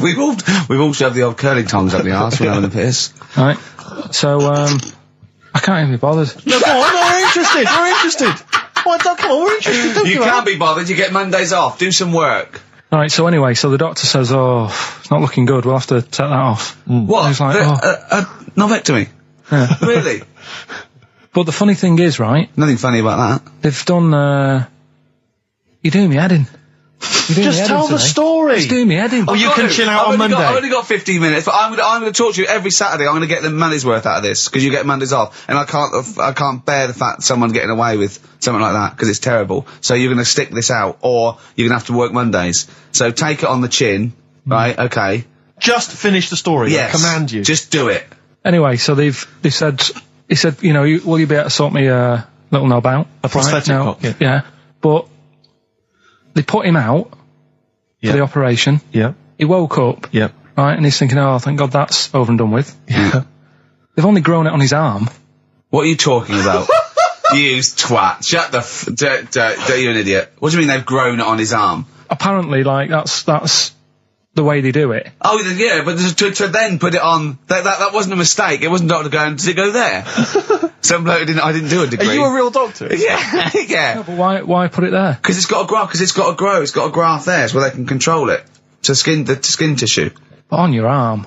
Well, But they're going to your remove it back from or- the arm itself. What do you mean on the back? on your back. Somewhere, well, we can't wear a t-shirt. Yeah, but you could have a ridiculous. He's in hospital. but this way you can still have a little tug, can't he? But they'll leave it there for quite a bit. It's not, do you know what I mean? It's not going to be like, oh, it's just there for a few days. Yeah. It's there for a bit. That's not good, is it? So he's got a cock on his arm. Yeah, what's up with that? What do you mean, what's up with that? Well, I mean, we could say it's a thumb or something, couldn't he? Yeah. But they remove it. Be good And for attach hitching. it down wouldn't below later. If you had a knob instead of a thumb and you went hitchhiking, just tickle it, and they can see it like a mile down the road, couldn't they? Posting.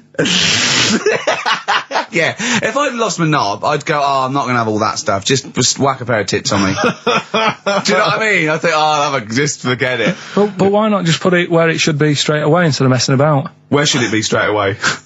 You know. On the forehead. Listen, are we doing a competition? Let's play a tune. Come on, Carl, you can't be bothered. Right, okay, we're going to scrap this and you're going to work Mondays again. Well, let's see if this is enough. Let's see if Trevor McDonald just read this on the news at 10, it'd be short and you get back to the football, whatever. There we go. And here is the news at 2:15 with Karl Pilkington. Bong. Man who walks backwards around lake falls in. Bong. Chinese woman eats dirt. Bong. Man lives in rubbish dump for 10 years. Brilliant. Bong. Czech family says they've got a rabbit with 3 knobs. Right. Done. Sorry, can you just read a little bit more of the Czech family with 3 knobs? Just about a family. Not read it to yourself. Read it out on air. It's just about. He can't read it to himself. I tell him to read it to himself. We still hear it. No, he was, because I could see his lips moving. Go on. Just this fella who had 3 rabbits. Right, just think of this is Trevor McDonald. Yeah. Okay, carry on, Carl. Okay, oh, here's the news. Right, good, brilliant. Go on. There's a fella. He's got 3 rabbits and that, and then he checks them out. Right. Yeah. 2 of the rabbits have got 2 knobs each. Right. And he goes, that's a bit weird, isn't it? Sure. And they're throwing them around, sort of chucking them, showing them around the family and stuff, saying, look at that, that's weird. Picks up the 3rd one, it's got 3. Yeah. So they ate the 2 with 2, because they thought they best keep the 3rd one, because a little bit lucky in that. Yeah. It is lucky, 3 knobs there, yeah. Now here's the sports news, and that's how it would work. Yeah, okay, brilliant. Well, we do about the Chinese woman who eats dirt. I'm interested in that. That's it. That is the story, then. What more do you need to know? It's well, just I want to know a little bit more. Can you just embellish it? 78-year-old Chinese woman. She says she's 78. Makes you wonder. Yeah. With my theory. Carl's theory is that Chinese people don't age well, and so those Chinese people that are saying they're 112 are really only 33. That's why he doesn't want to be recognised, because he doesn't want to walk out from here into Chinatown. Yeah. It just says she's been eating soil for 70 years. She's ate about 10 tons of the stuff, and it's done her no harm. Kept her grounded. It's probably all right for you, isn't it? Because it passes through, doesn't it? Yeah. Well, they say, don't they, if you're having a kid, let it play in soil and that, because well, that's to get it immune, yeah. To get but lots of things with sort of birds and reptiles sometimes swallow soil and stones because it grinds up stuff, breaks down cellulose for them. Doesn't do you any harm. All right then. One more fact from this book for you, Karl. Apparently, officially, the Second World War is not over. It's not actually over because there's never been an official treaty signed between Germany and Russia. So it's still going on. Interesting or not? Not as good as the monkey one and the woman who eats dirt. And the Peter the Great and that. Sure. But, yeah, it is over, isn't it? Isn't it, though?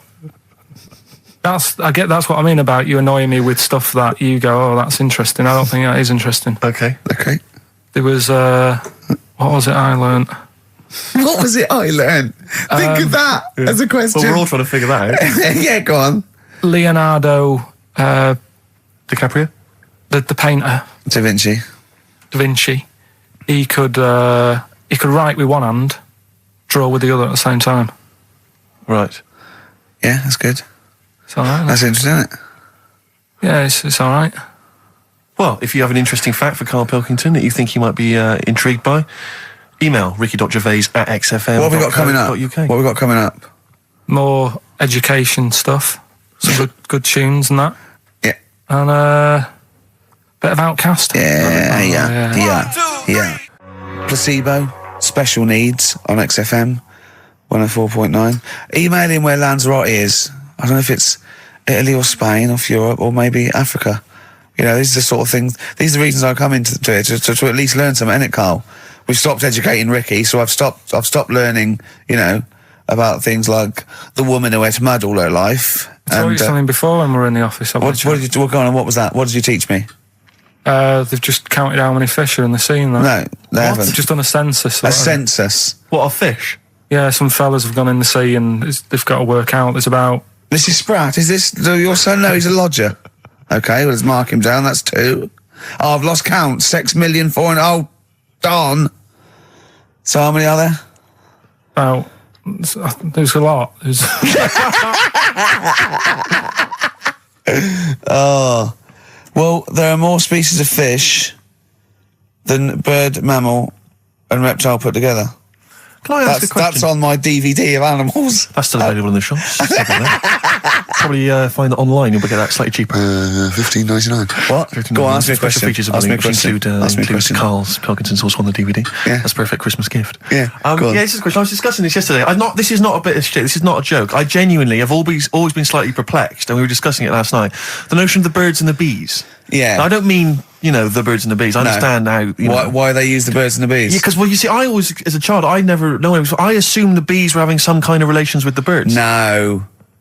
So what is there anything to do with the birds and the bees, or is it literally, just like a euphemism? It's just, the birds and the bees. No, but they... Do the birds do anything with the bees? No, not at all. It was where they just take them out, it was where parents used to sidestep the issue by saying things like, when a lady blackbird and a man blackbird, they meet, right? They make a little nest. And then because they're in love, they have an egg. Yeah. And that was it. I understand that. That makes sense. But why the bees? Why the birds and the bees?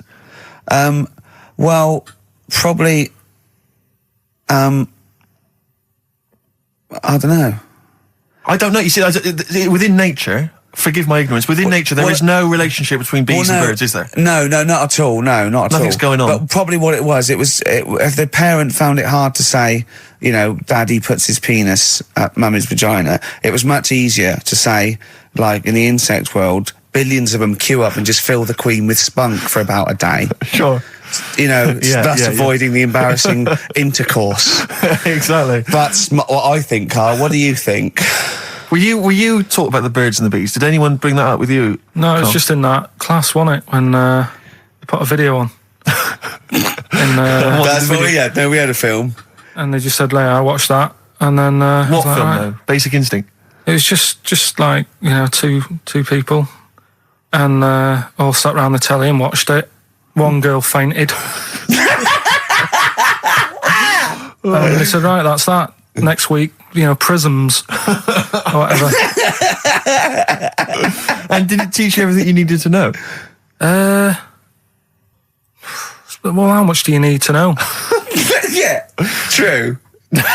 No, true. Except one kid in my class still thought a baby came out of an arse. Afterwards, he didn't understand.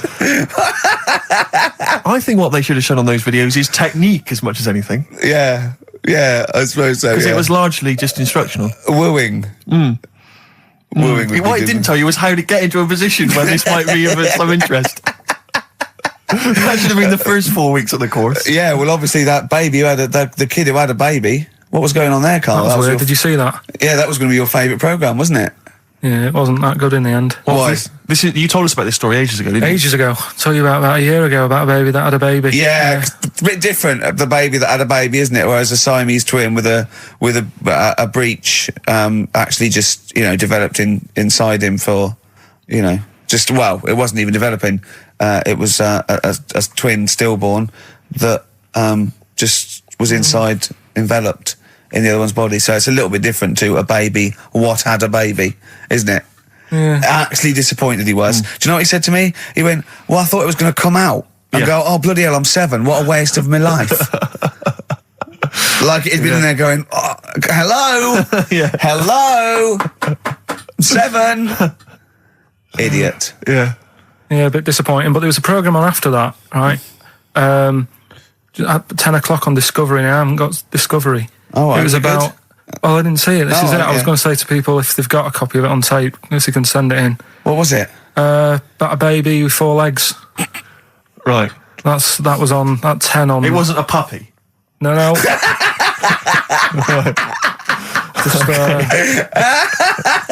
What's it doing up there? Yeah. It's my baby. Oh, is it Mum? All right then, fine. Yeah. It's got 4 legs, yes. Yeah. Sometimes they do have Look, four legs. Dad's gone. He's never coming back. You've got to get over it. So if anyone's It's not got a baby. that, send it in. Oh, Right, dear. okay, Send it in. good. So you want to take with a baby with four legs. You're going to be disappointed again. It's not going to be like a baby with four legs who's running up the curtains. You know what I mean? It's not going to be that. It's probably going to be two legs and then two sort of like floppy appendages. You know what I mean? They're not going to be brilliant. It's not going to be like Jake the Peg. You're going to be disappointed. Apparently Lanzarote is one of the Canary Islands. Oh, is it? Although we've also been told it's part of Spain. Right. I don't know Yeah. who to believe. I don't know who to believe either. That puts me back because I knew it was either one of them. Yeah. Yeah, I knew it. What about it? Pilot knows, doesn't he? Pilot knows where he's going. I thought so, yeah. Doesn't matter then. Right, we're playing J-Hawks. Let's play it. Love it. Got bored with that conversation, did you?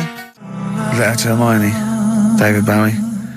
Well, we've had the most convincing answer that it's about 290,000 actual words, but possibly 3 million in our vocabulary, using all jargon and scientific stuff and all that. Sure. 290,000. Still a lot, isn't it? It is a lot. We know so little, don't we? Apparently the average person has about 20,000 words in their is it? vocabulary Right. and uses maybe 2,000 a week. Really? Yeah. Karl, obviously, slightly bringing that average down. Carl, what do you think of that? Single figures. Doesn't matter, get by. Why have you got to use longer words messing about and that? Told you. That word about old, anti-dipuian or something. Just say old. That's a bit old, isn't it? That's a bit anti-dipuian and that. What's the point? Yeah. Get to the point. Sure. Busy.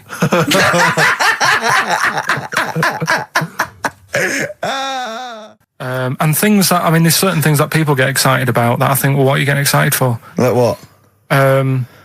News, just news. Do you know I normally do the headlines and that? Yeah.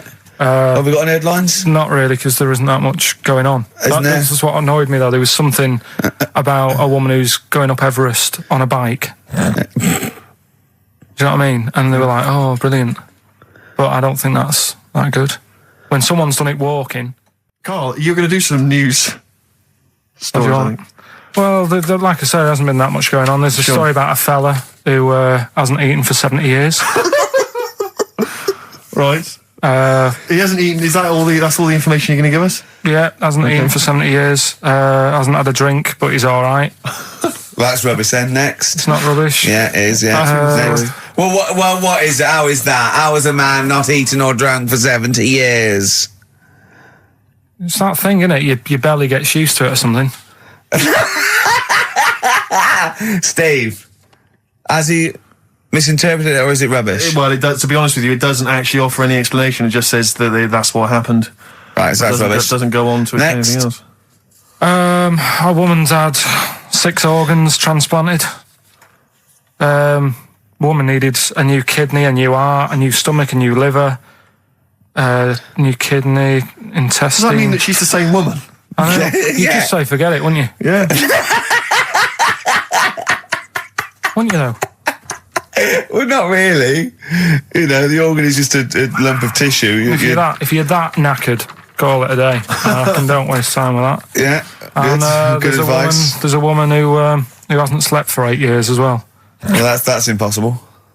Again, you want to see that, Steve? Yeah. That's the news for the week. Yeah, all rubbish. Turn off now. Next.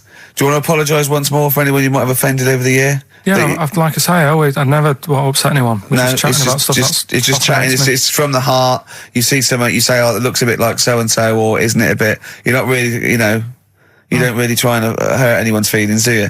But I think most people know that. And I've got to apologise for laughing at anything you say. I actually can't help it. Again, it's not vindictive, but when Karl comes out with some of the things he says, it's impossible for me not to laugh or react. So, have a Merry Christmas, everyone. Well, before that, Rick, is there some final, for the year, monkey news? Tell you what, let's play a good song. Okay. Right, we'll have a bit of monkey news, and then that's it. A bit of Amy Mann, then. Perfect. Brilliant, this one. Well, have I ever...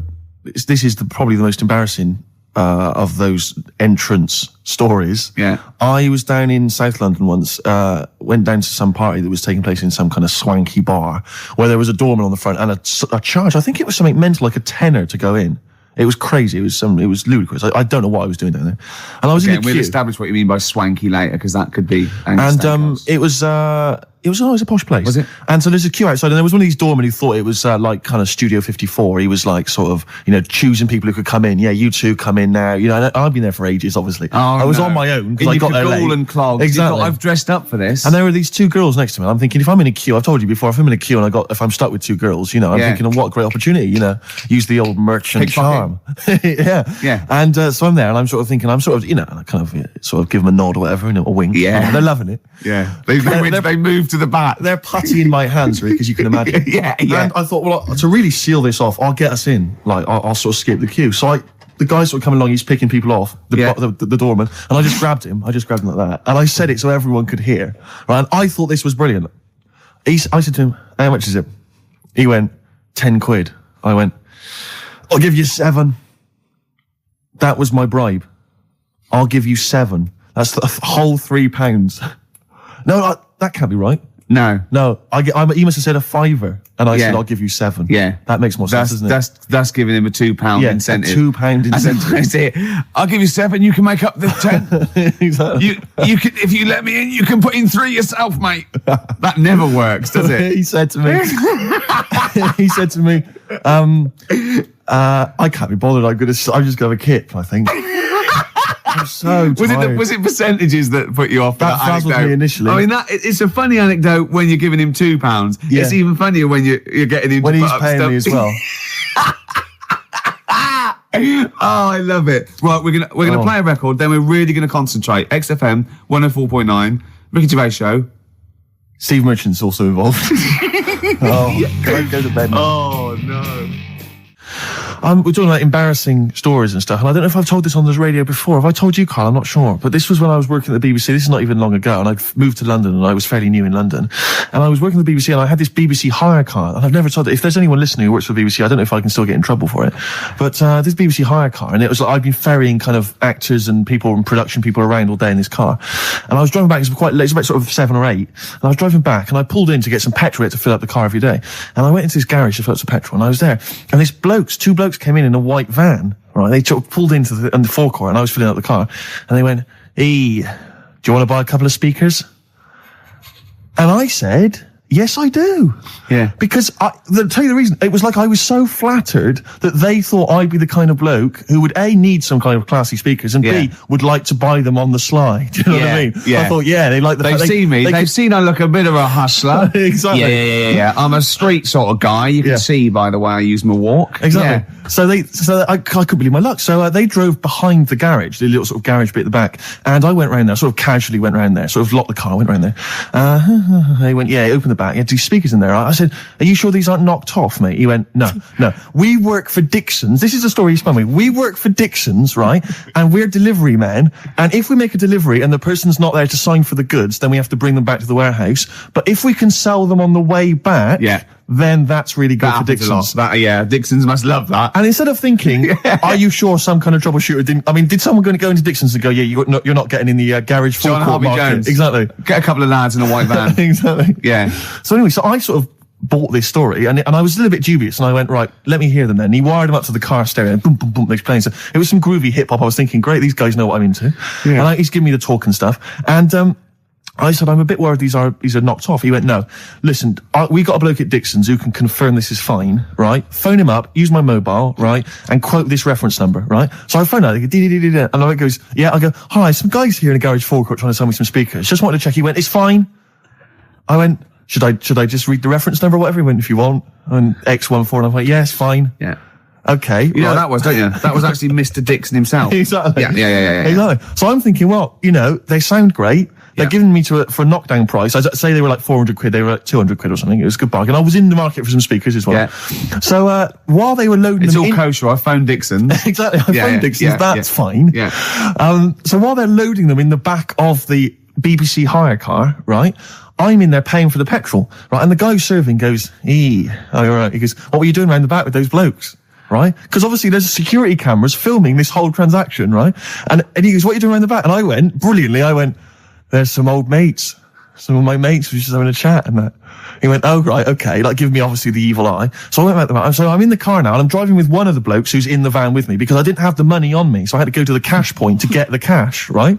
So I'm driving with him, and the other guy's, like, following me in the van, and he was like a northerner, like you, and he's giving it all the, alright, yeah, you know, I tell him, my girlfriend's a DJ, she's got some of these speakers, they're fantastic, da-da-da, and he's giving me this, and then my mind starts working. Now that I've got a bit of time to think, I'm thinking, wait a minute, this all sounds a bit dodgy. Yeah. It dawned on me, Rick. You know, fool, are you? You're streetwise. Exactly. You're streetwise, Steve. Not only that, I was thinking, how am I going to get them home? I've got to drop the car off at the BBC. How am I going to get these huge speakers back to where I live? And how can I pay for them? Because I've just spent £100 on Find the Lady with a couple of blokes in the square. It seemed like a fair game. Some of his friends were winning. But so I explained to him, I said, how I can't get them back to like Brixton where I was living at the time. He went, don't worry, give us an extra 20 quid, we'll take them home for you. Oh, that's good. Deliberate. They do a whole service, you see. And there's also a backup guarantee. Did they have the guarantee, the 3-month guarantee? They didn't. No. But so I said, I'm not sure about that. He went, well, why don't you put them in a cab, send them back, and your housemates can collect it? I was like, oh, no, there'd be no one in. And I was beginning to sort of get a bit conscious of like, maybe this was a bit of a scam after all. So I pulled into like a little side road. I said, I'm not sure I'm into this now, actually. He went, what are you talking about? It's 200 quid for a pair of speakers. It's a bargain. You never get a bargain like this, mate. I'm going, not too sure, actually. I don't think I want them. He went, 150 quid, mate. 150 quid. I went, no, he's 100 quid now to you. And I'm thinking, wait a minute, this doesn't sound like the kind of work that Dixons would be doing. Dixons don't do that when I go in. This is it. Dixons never negotiate in that way. When I go there, look around and I leave, they go, where are you going? I go, no, we'll have anything then. Have anything for a So quid. I stopped the car and the white van pulled up behind me with his mates in. Sure. And I said, can you get them out? I'm not interested. And he went, 100 quid, mate. Oh, and he was just going, you tosser, you obviously want some speakers. And he was having a go at me. So I was carrying the speakers out and putting them back in the white van. And he was just shouting at me. He was going, 70 quid. I was like, 70 quid from 200? This is ludicrous. You realise that wasn't Dixon's policy then. Exactly. They don't usually shout you tosser as you leave the, leave the shop and walk down Camden High Street. They're not usually shouting you tosser. You should have took the offer of like the monthly payments they've got on at the moment. So eventually I put them in there and I sort of knocked the deal on the head and I got back in my car and they were in theirs and I just looked in the rearview mirror and they were punching the dashboard like with aggression and venom, like we let that deal slip through our fingers. And I've never been so terrified in my life. I just sat there and I was just thinking, oh my God, all I was thinking now is what if I go back to the BBC and they go, we've had a call from the police, the man at the garage, he saw you doing a dodgy deal. I love it. Yeah. Well, what you do is you put the hire car in a drain in your front garden and then go in and out of the toilet, just pouring bleach down or Ajax and then never know. Yeah. Listen, let me just tell you briefly, this is another example of how people can just exploit you and make fun of you when you're tall. Yeah. I was quite tall. I've always been like about 6'7" for quite a while now. And when I was about 16, I went to a big New Year's celebration in Bristol, where I come from. And everyone kind of congregates in this big sort of part of town, and there's sort of people dancing around, like in Trafalgar Square. And I was there, and somehow I just picked up a balloon somewhere along the line, one of those kind of helium sort of balloons, and I was holding that, sort of dancing around. And these two girls came up to me, and I was thinking, yeah, okay, you know, it's New Year's Eve, brilliant, you know, that's my kind of party. Yeah. They came up, they went, hey. Once a year. And they said, you going to be here for long? And I went, well, maybe. And they said, it's just that we've arranged to meet back at you in about an hour. I went, what do you mean? I went, well, it's just because we can see you wherever you are. Don't worry, you can move around and stuff. We'll see you with the balloon. Just arranged to meet some friends. I love that. A landmark. So, like, pilots use that. Oh, we're just coming in. We'll be going. When we see Steve Merchant, we'll be descending to Bristol Temple Mead. What's really funny is New Year's Eve, Trafalgar Square, you got a huge column, but they use Steve as like the meeting point. Steve's got a huge column. Brilliant, Rick. Well done. Award-winning comedy from Ricky Gervais. So I went to a party and I was quite excited because I had the car, the motor, and there was a chick heading down to the party that I was like, you know, I had my eye on. And I thought, you know, now I've got a car and going to the party, it's going to be amazing, right? And various friends had said, like, can we get a lift? I thought, yeah, groovy. I'll pick up the chick as well, who was a friend of a friend. So cruising down to the party in the motor, you know, the Volvo estate, and there's nothing sexier than that. You know, slipping a little bit of Billy Joel on the stereo or whatever. Oh, something classy. Exactly. And maybe it was Billy Ocean. I think maybe it was quite a Billy. Maybe it was Get Out of My Dreams, Get Into My Car. Ideally. Yeah. So I get to the party, and inevitably it was one of those house parties where the chick that I had my eye on, she kind of was chatting to other guys, and she wasn't really paying attention to me, and I was sort of... Trying hard to get, was she again? Same old story. Oh, they make me They laugh. know how to tease, don't they, the ladies? Laugh. Who are they kidding? So I'd follow her like a dog, you know, from room to room. Yeah. And watch her Quite while... literally, sometimes he was barking. Yeah. And while, you know, just watch her while she talked to other blokes. And then, obviously because I was driving, I wasn't drinking, so I was not really enjoying myself. And then somebody said, should we go and pick up Vera? And I thought, right, okay. And they went, Steve's got a car, let's all leap in there. We'll go pick up Vera. And this girl was like up for it as well. So I thought, brilliant, I'll be back in the car with her, away from all these lads. Yeah. One guy she had her eye on, he came as well. I was a little bit annoyed. Yeah. But anyway, he was in the car. So I'm driving down these country lanes, just driving along, and they're directing me. They're saying, go left here, go right. And then suddenly we stop, and one of them goes, just drive into that field, this pitch black field, right? And I'm sort of, well, it is my parents' car. Just drive in the field, Steve. I'm thinking, well, I don't want to, not seem like I'm a hard, cool, crazy kind of guy, because the chick's in the car. So drove the car into the field. They all leapt out, started running off into the darkness, shouting, Vera, Vera, Vera, where are you? So I'm just sort of sat there in the car waiting. Wasn't Vera Lynn, was it? Because she likes to hide in fields. Bizarrely, it wasn't. Right. It was just, I was just left in the car on my own with Billy Ocean, and suddenly, out of the darkness, they come back holding a Vietnamese pot-bellied pig that they had stole from a nearby farm, and they knew that the pig was called Vera because someone knew the farmer or something. Anyway, so they got this pig. So now they're going, put the pig in the back of the car. We'll take it back to the party. It'll be hilarious. I'm thinking, well, I'm not sure I want a pig and all its, piggy crap in the car, right, crammed in there. But they say, yeah. So obviously, I'm thinking again, I don't want to look like I'm, a nerd. I'm terrified of that, Rick, ever happened. Yeah. So, yeah. So you go, hey, bring the pig into the car. Exactly. I'm no nerd. Exactly. Yeah, go on. So now we drive off again. I got this pig kind of squeaking in the back of the car. And, they say, stop again. Let's do some cow tipping. And they do that old thing, about the fact because cows sleep standing up, don't they? So you can push a cow over and stuff. Yeah. So they're having a wild time, hilarious. So this time, now we get to a sort of dead end in the road. And, they say, well, turn around, let's go back to the party. And I'm thinking, fine. Try and do a 3-point turn in this very narrow country lane, right? Get the Volvo estate wedged horizontally across the road. Can't get it out, just can't seem to sort it out. I don't know what, I'm panicking because there's a pig in the car, right? And, local disgruntled farmers, right? People drunk, partying, probably off their head on some kind of weed. Rick. Was it loads of blokes with pitchforks and flaming torches Exactly. going, burn him. He's playing with our pig. Exactly that. And so that, I was so terrified that all I could think was they're going to have to send a helicopter to lower a magnet onto the top of the car to lift the car up and put it the right way around. You used to read a lot of comics, didn't you? Yeah. Yeah. So, do you know what I started doing? What? Crying. Did you really? Yeah. Why? Just started crying, just very slightly, started getting upset. And the other guy that the girl fancied, he had to get into the driving seat and sort it out for me by slowly edging forward So and that's backwards. the worst bit of the whole story. Yeah, edging slowly back and forwards. He just sorted it out, just slowly worked the car back round, and then we were off. You were just gently weeping. Just gently where weeping in the back. The bloke had just taken the bird that you saw from a distance. Exactly. That was basically your wife in your head by then. Oh, yeah. Wasn't it? I can't We were believe it. happily married with a pig for a child. Don't joke, that could happen. I know. The pigs come, if you like. Sorry? What? What did you say? What did you say? What did you say? When you do what, Karl? What? What did you say?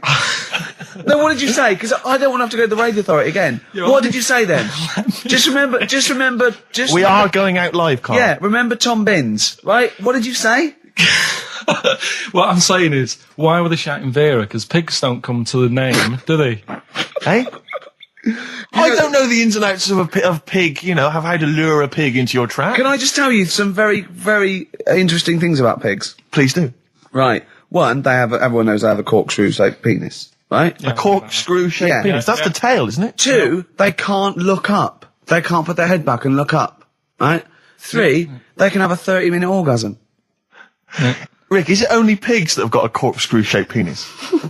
No, and landlords. Okay. Very handy. Right. But I was in there, there was this woman sat next to me, she was a big fan one, she was crunching on some popcorn. Again, that's a crime. Why they're selling popcorn in cinemas? I don't understand why She the needs to noisiest... eat regularly, Why the noisiest food in a cinema? Yeah. I don't understand why that's come about. Yeah. It really makes me angry. Yeah. She's sat there, right? Smoothies. We want smoothies without straws. Exactly. The trailer for that film AI, Artificial Intelligence, came on. Remember that? And the tagline was, David is 11 years old. He weighs 60 pounds. He's 4'6" tall. He has brown hair. His love is real, but he is not. Oh, yeah. And she just went, how old was he again? To her boyfriend. Right?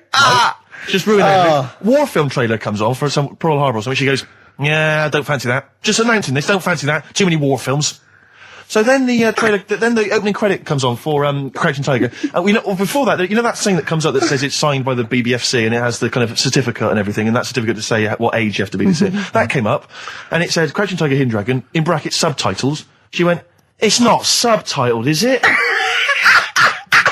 I thought this was the most famous foreign film for years. It won Oscars. It was a huge film. Everyone knew it was foreign. She goes, it went, and so the credits begin. It says Crouching Tiger, Hidden Dragon. She went, stupid name for a film.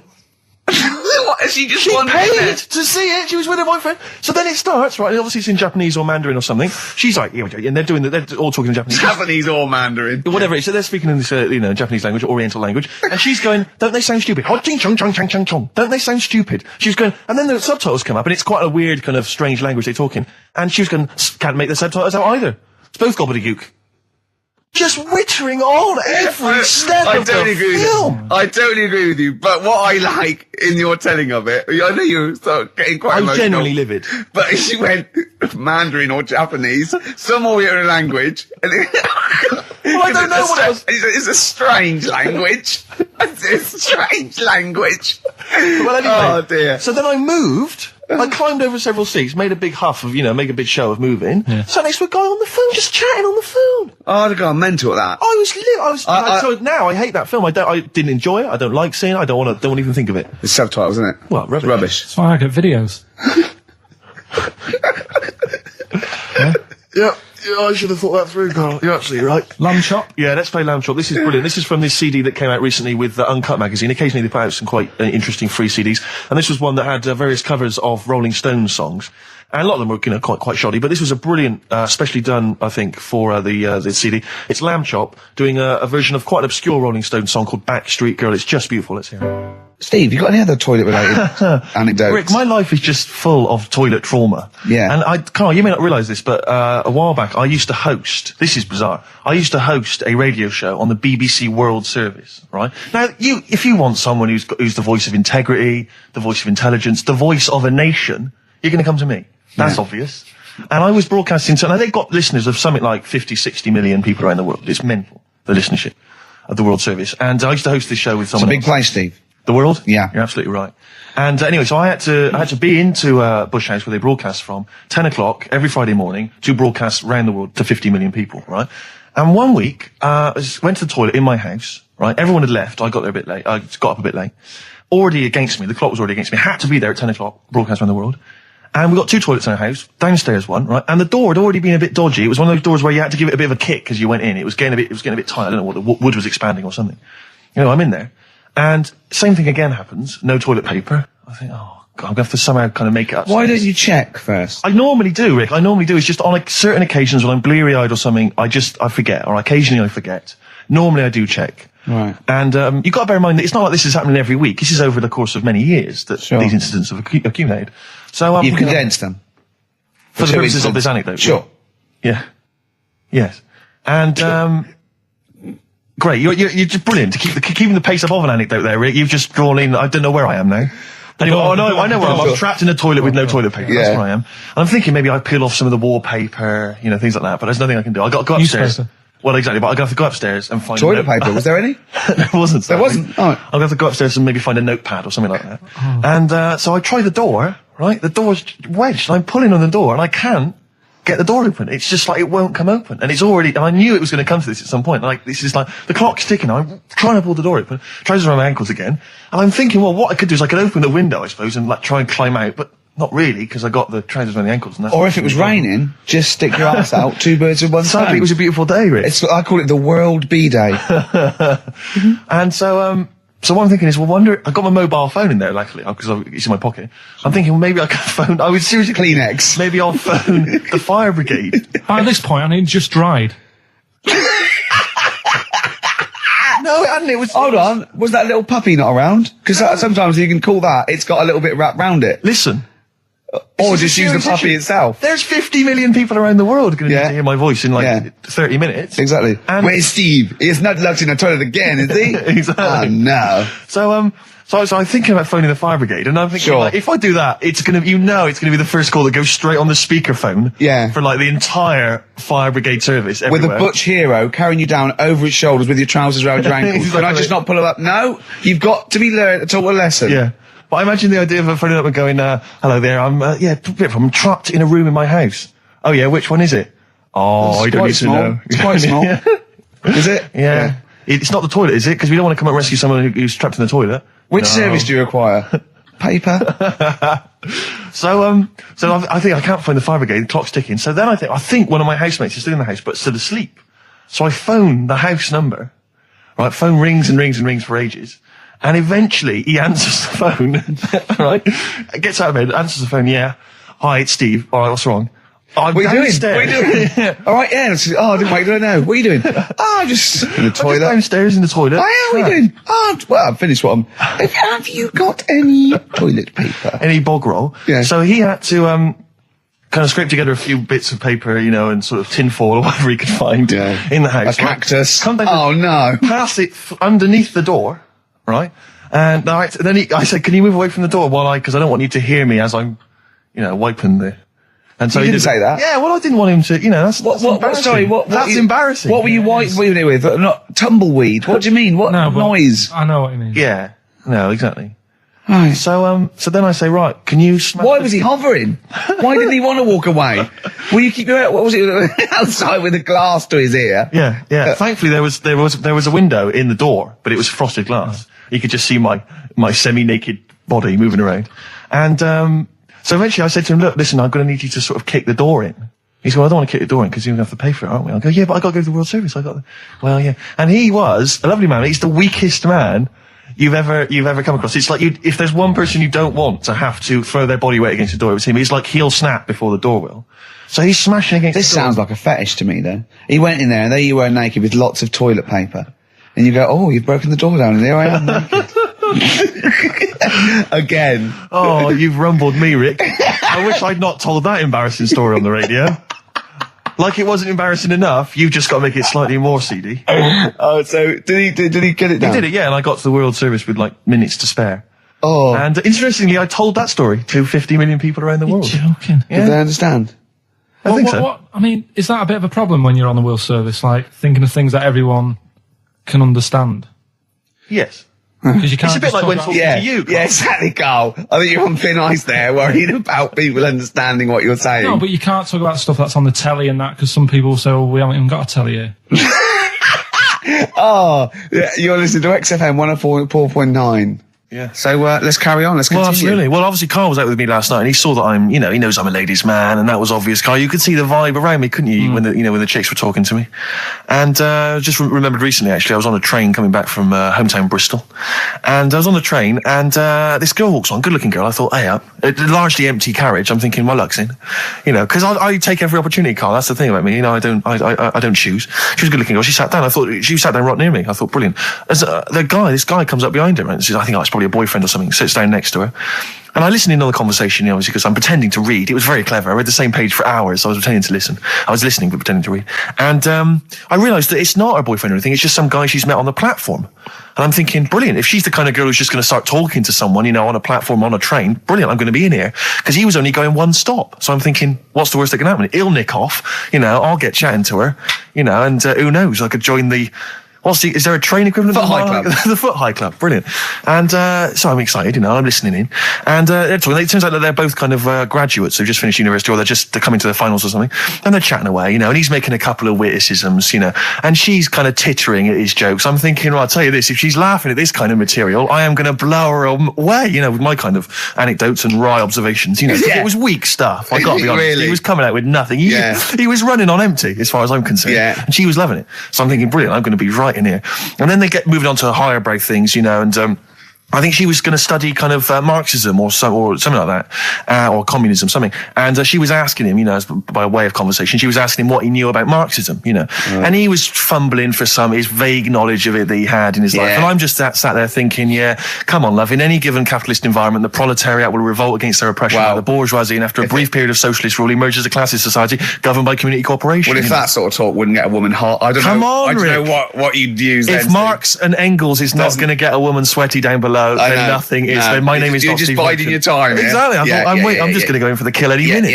Yeah. So anyway, it comes to his stop. Right, he gets up. I'm thinking this is a piece of cake, and he gets off, and off he goes. He walks off, and I'm thinking brilliant. And I thought, I'll wait. I'll wait till the train's pulled away. I'm not going to leap in straight away. No. And he comes back along the carriage, and I'm thinking, hang on a minute. He goes, listen, do you mind if I give you my email address? Oh. Right, and if you want to get in touch, email me. I'm thinking, come on, you loser, get off now. Save your face, please, before it's too embarrassing. She accepts the email address because she obviously doesn't want to hurt his feelings, whatever. I'm thinking, fair enough. She's a good woman. I'm liking her. I'm loving her. I'm thinking, that's my kind of girl. So anyway, he gets off. I'm sat there, the train pulls away. I'm thinking, yeah, I'll wait a few minutes, I'll just, give it some time. Her phone rings. It's her friend on the phone. And she starts saying, and I was listening in, and she was going, yeah, just met a guy on the train. I'm thinking, yeah, that's true enough. She goes, yeah, he was a good-looking guy. I thought, you're having a laugh, love. To be honest. Because I was looking at him, and she said to her friend, he looks a bit like tennis player Boris Becker. I thought, you should be so lucky. Frankly, because I saw him, he had awful facial hair, if that's what makes him look like Boris Becker. Terrible little goatee beard. It was laughable. I thought, I don't know. And then she goes to thing, and she's like, yeah, I met him, we got chatting and stuff, and she was going, it's not often that you meet someone, generally in life, who's, kind of thoughtful and intelligent and funny. I thought to myself, I'm not even going to waste my time with you, love. Frankly, if that's what you thought of him. You just walked away. And I'll be honest with you, I didn't even bother talking to her. No, you were just didn't even waste my time with her. If she thinks that bloke is not only great looking, funny and intelligent, and she got on well, and he was polite, and it was a chance meeting, and he thought, and she thought that you were like a freaky looking dork who didn't even have the nerve to speak. That is what she thinks, then I don't want to know her. I couldn't. You walked away, and good luck to you. And I have my dignity intact. Yes, and she's nothing. Oh look, you're actually a little bit stressed there, aren't you? Because you had to drink last night, didn't you? I had a couple of drinks. Yeah. I was down at Steve's night. He was doing a bit of DJing. Yeah. Went down a storm. And that's why you're all grumpy. What? Do you hear what he just said? What? I was DJing last night. Obviously, that XFM evening. Yeah. Hour and a half. My friend and I split the time on the decks. Yeah. What was the word you just used? He went down a storm. We went down a storm. Right, 3 girls. I was walking to the toilets during my set. 3 girls went, you are a genius. Right? What's his name? Dane Bowers? Why? Zane Lowe? Because you played records in a certain order. Yes. No, sorry, Rick, if you can't deal with that. Sorry if you're a little bit jealous, because this time you can't share the award. All right? Dear. But it was my credit this time. You can tell he hasn't been a DJ. Because it's not just about... It's not just about that. The songs you play, it's the way you play them. The way you play them, whether it's 33 or 45, very important. Yeah, leave your hand on them as they're trying to go round. But so 3 girls there, charmed by me. They loved it. Yeah. Zane Lowe, XFM DJ and MTV presenter, probably one of the coolest blokes alive. He came up, gave us massive respect. He said, I'm loving your set. He actually used those words, right? There were people coming up, they couldn't believe their luck. It was roaring. We'd stick on a track, people would cheer as it came on, right? My particular favourite, Karl, I think you'll agree, my particular triumvirate, LL Cool J, Mama Said Knock You Out, leading straight into House of Pain, Jump Around, then straight into that current Elvis track that's been re-released, remixed by Junkie XL. I played the original, which I'd already played on XFM before. I'm already there, cutting edge. Yeah. Right? 3 old tracks, you mean? 3 old tracks. In a row? Yep. And I think the words that would best sum it up are, I kicked ass. Great. Rick. All right. Well, I'm going to be kicking some ass today. But Rick, I just need to mention something quickly to you. When did I last see you? I saw you yesterday, didn't I? Yeah. Because we went up to Edinburgh yesterday. We were very nicely invited to go and talk at the Edinburgh International Television Festival. It was quite a big deal. We went up there and we were interviewed. And Ricky chose to go on the train because it takes like 4 hours, 4.5 hours or something on the train. Yeah. But it's quite leisurely. It's quite sort of gentlemanly thing to do. Yeah. I opted to go for the plane option and fly up there. More modern. Exactly. And they bankrolled that. They paid for it all, and that was all very nice. And as I recall, when I last saw you, we got a cab, didn't we? And you asked if you could get the cab to drop you off at the train station. Yeah. And then it took me on to the airport. Yeah. Did I? Now that was before. The last time I saw you was before I got to the airport and missed my flight, wasn't it? Because I had to drop you off in the centre of town. Yeah, no, that was just before I had to pay £165 to upgrade to another ticket. How did you not tell me that in the last hour? £165, Ricky. I had to pay because we dropped you off at the train station. So, I mean, do you want to go halves on that, or what do you want? How do you want to deal with that? How do you want to sort that whole mess out? Why were you late? Why was I late? Because we dropped you off in the centre of Edinburgh, and do you know how hard it is to get out of Edinburgh in rush hour traffic? But it was only 3 minutes away, so you'd have missed it anyway. No, because if we'd gone the other direction, it would have been 20 minutes. It took me like an hour to get to the airport. And I got there, and the plane had already left, and the cabbie was just laughing. He was saying, we're never going to make it. He goes, you were a religious man, you better start praying. I thought he was being facetious. He was absolutely right. £165. But hold on, why didn't he tell you that when he picked us up at 4:15? It makes you wonder. So obviously I'm a little bit annoyed because I'm not a man who likes to sort of spend unnecessarily. But wait, this is not my fault because you were there when we made that decision. I didn't impose this on you. We both decided that might be. It's both our fault. I mean, it's no one's fault. It's both our fault. That's fair? That's all I wanted to hear. It's both our fault. Therefore, it's both our financial obligation. No. £165. Just split that in half. Write a check, Rick. Write a check. It's fine. I trust you. Phone in. I think everyone. This is. You're clearly obvious. irresponsible. No, of course I'm not. If you share a cab and then one person's lucky enough to not be late and one person is unlucky enough, and that's what it is, bad luck. I don't think you share the obligation. It's a moral dilemma, this, isn't it? But it's more than that, though, isn't it? Because let's be honest. What? Even if you had known that I was going to get there late, you'd have wanted me to hang around just so you weren't left around waiting for a train on the road. No, because I got there. you get bored sitting there. So you'd have wanted me to at least got in that cab. I got there way too early. I actually got there I was there about 30 minutes so early. You made it fine then. That was exactly. So I mean, I sacrificed me hanging around for half an hour so you could get it at 4:15. And the other thing is this: you were going to get it at 4:15 anyway. Yeah, but I would, if I'd gone the other direction and not dropped you off in the centre, I would have been there in time. Wow, would we? Well, is that true? Wow. Only God knows. Well, and the cabbie. What I mentioned it to. So, I'll tell you what will cheer you up. I'll tell you what's better than 80 quid. I'll tell you what's better than, shall I? Go on. Music. What, are you paying the whole 165? No, listen. Yeah. What about, are you a fan of any of the great English operas? Like, The Pirates of Penzance? Yeah. Gilbert and Sullivan. To me, Gilbert and Sullivan were like probably their day equivalent of like Richard Stilgoe getting together with Tony Slattery. And then 100 years later people go, it's brilliant. It is like, they might as well, I don't know, make any episode of Whose Line Is It Anyway? Right, yeah. Into an opera, and in 200 years' time we're going, that's genius. Yeah. Listen to this one, look, this is Party Quirks. Yeah, Amdram Society. We're step. Because I was in the Pirates of Penzance once in an amateur production. You used to like Whose Line Is It Anyway? I did, that was, although I did watch sins. it when it first came on Channel 4 about 15, 20 years ago. But we did the Pirates of Penzance when I was in an amateur dramatic society in Bristol, the Bristol Operatic Society, Light Operatic Society. I don't know why I was involved, because I can't sing. My audition, I thought, this is how desperate they were for blokes. I swear to God, right, I can't sing, you know. Well, you? Yeah, all right, calm down. And I went in and they said, so what are you going to sing? I went, well, I want to surprise you. They said, do you want a piano accompaniment? I said, no, I don't think so. I went to the back, I swear to God, I went to the back of the room and I just sang, Thumbelina, Thumbelina, tiny little thing. Thumbelina dance, Thumbelina sing. Thumbelina, what's the difference if you're very small? 'Cause when your heart is full of love, you're 6 feet tall. I just did that.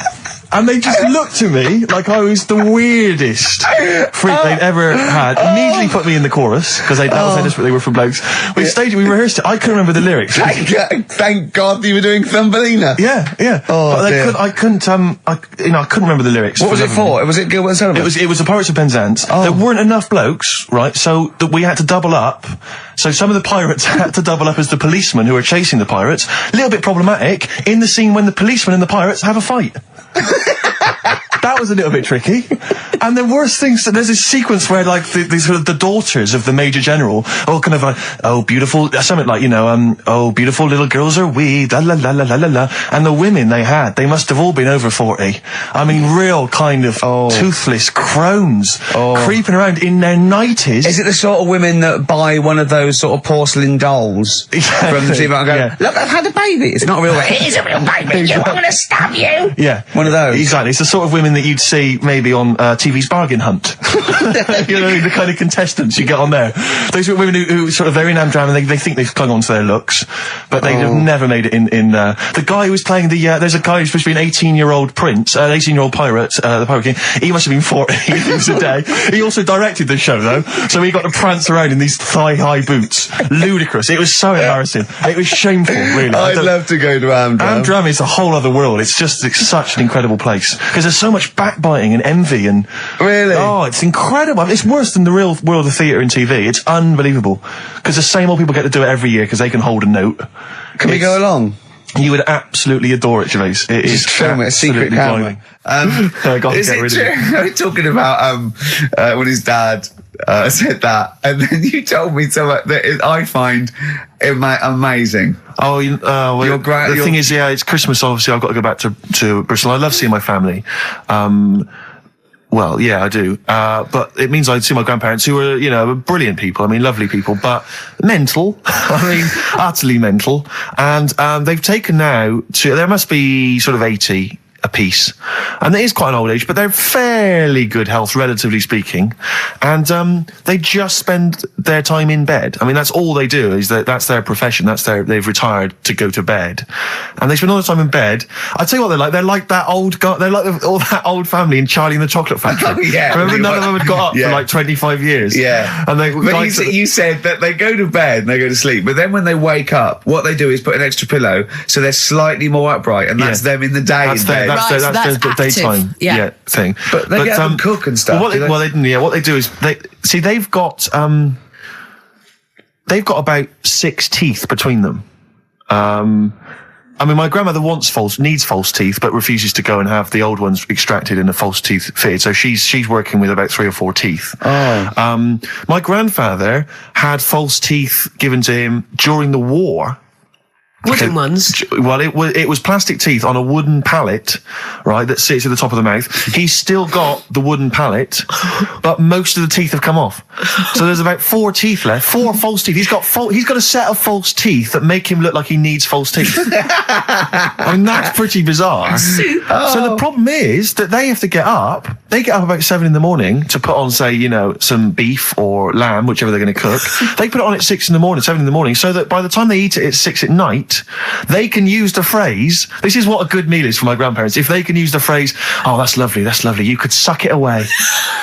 You could suck it away. Who wants that from a roast dinner? You may as well blend it up and serve it as a broth. I don't want that phrase coming from old people without teeth. No, indeed. Because it must remind you of your rent boy days. Exactly. It brings it all flooding back. Oh, God. Flooding's the word. Exactly. Should we play a record before we get really discussing about your grandparents and blowjob? Please. The worst thing we've said the word blowjob far too many times today. And in the same sentence as I can't believe. Anyway. And it's Christmas. Yeah. Oh. Did I ever tell you about the time that my father, when I was young, we went on holiday. My dad he bought a little boat, little sort of wooden boat, make a 3-seater, and he and a friend of his went out with me in the boat. I was maybe 12 or 13. Went out and we sort of I think we were we had the little motor, outboard motor, chugging out. We just thought we thought this was real seafaring stuff. Brilliant. We'd lost sight of the beach because we'd gone round a corner of like a mountain, or like a cliff. And so we were just round the corner, and there was this boy, just floating in the water. Not a boy, but like a boy. And very tricky to explain that on the radio. It's the same word, isn't it? A boy, and a boy. Yeah. And so we float past that and we're just chugging along. The motor conks out. Oh, I can't believe it. We have to row back in. So they're rowing away. I'm just sat there. And we noticed that every time we sort of think we've got past this buoy, it just seems to be back where it started again. And we realised that the tide is taking us but not taking us out, taking us towards these rocks. And we've got ravaged rocks. And we were pretty scared because I can't swim very well. Or I couldn't at the time. I think when my dad had maybe bought, he didn't, I'll be honest with you, I inherited a lot of things from him. One of which was his carefulness with money. just the one life jacket. How deep was the water? Which I seem to remember he tore off my back and put on himself. So the water's pretty. I mean, I'm not saying we would have necessarily died, but it was pretty scary because the boat, we were going to crash into these rocks and stuff. It was getting pretty unnerving, and so they're sort of rowing like mad, trying to get. We're just not making any progress, and we're beginning to think that this might be the end. And this boat, this kind of ferry boat, comes chugging by doing tours, ching ching ching ching ching, and it comes by and. My dad goes, oh, wow. We were going, brilliant. They can help us. They'll throw us a rope. They'll tow us back in. He was going, you've got to be careful though, hang on, because according to the laws of the sea, if he rescues us, Steve, he can claim my boat. The laws of the sea mean he can claim my boat and salvage. I love the idea of that's like a reward. Doing that. But what I like is, his 12-year-old son might die. He's thinking about the boat. I know, but also, the other thing, of course, is that I like the idea of this ferry master going, Yeah. The boat be mine now, or take your son. Yeah. Let me think about it. I need a new bed. That'll be just right. King size. Oh dear, that's lovely. But, because when I was younger, I remember being outside a post office once when I was about 10 or 12 and finding a purse. and thinking, oh, that's nice. And I opened it up, there was some money in there, and a pension book, and so it was obviously an old lady. I found an address, I sent it to her, and my mum said, you know, you've been so good there, you'll probably get a little reward. She'll probably send you a little reward. Nothing. I got maybe a thank you note, but no cash, no moolah, nothing. Really? And I was livid, because I'd been told that I was going to get a reward. I thought I've been a good Samaritan, nothing. So, many moons later, when I was at university, I learnt from that, and this is the most bizarre thing. This explains a lot, doesn't it, Karl? This is like the Mary Celeste. I went to a cash point to I thought, I can't get my card in here. And I realised there was already somebody's card in the machine. They put the code in, but then they just disappeared. They'd been kidnapped or something. So it was just there, waiting, sitting. It said, what do you want to do? And it gave you a number of options. I thought, interesting. Steal or go to heaven? Yeah, exactly. You went, oh dear. Yeah. Well, I pressed balance just to check what their bank balance was. Unbelievable. It was a considerable sum of money. I'm not going to lie to you. It was not typical student debt. It was like, I think they were a foreign student. There was a lot of cash in there. A lot of money. Did you feel a slight bulge in your trousers when you saw the amount of money? I couldn't believe my luck. I thought to myself, now then, I could just take that card out and hand it in, or I could teach them a small lesson. Right. And maybe give myself a reward, because last time I did that, I didn't get a reward. So if I give myself £30, then I'll take the card out. 30? Give myself 30. Yeah. You didn't really? Well, I thought that's a good reward. And I went in, I handed the card in, I took that. Steve, and that's a little reward for me. And I'll tell you this, don't think it's evil, because I went in and I bought everyone a drink. Well, brilliant. Yeah, I didn't tell them I got the money free. Well done. Excellent. So probably gangsters are quite generous with the money they've stolen from other people. Yes, but someone's negligence, Rick, has lent... the thing is this, Steve, right? I believe it, except that buying people a drink, Karl. What do you think? Well, I kind of thought that when he said it, but then I thought, but they'll be buying him back. So he's still... that, so in a way, he's still a winner. Yeah. Everyone's a winner in that situation, including the student, because frankly, if there had been a less scrupulous person who found it, they'd have probably helped themselves to a considerable sum. I cannot believe he did that. There was thousands and thousands of pounds in there. What if Beadle had jumped out and slapped you with his little claw and said, we've been filming this merchant? Well, so what? How old were you then? I don't know, 19, 20? Would you do it again, or was it just to get the world back for the old lady's purse? Possibly do it again, yeah. You're joking! Well, you've got to think of it this way. You've got to think of it as there was a lot of money in there, and someone less scrupulous than me would have taken a fortune. They'd have cleaned them out. Whereas I just took a small reward, which I thought was more than enough for someone's negligence.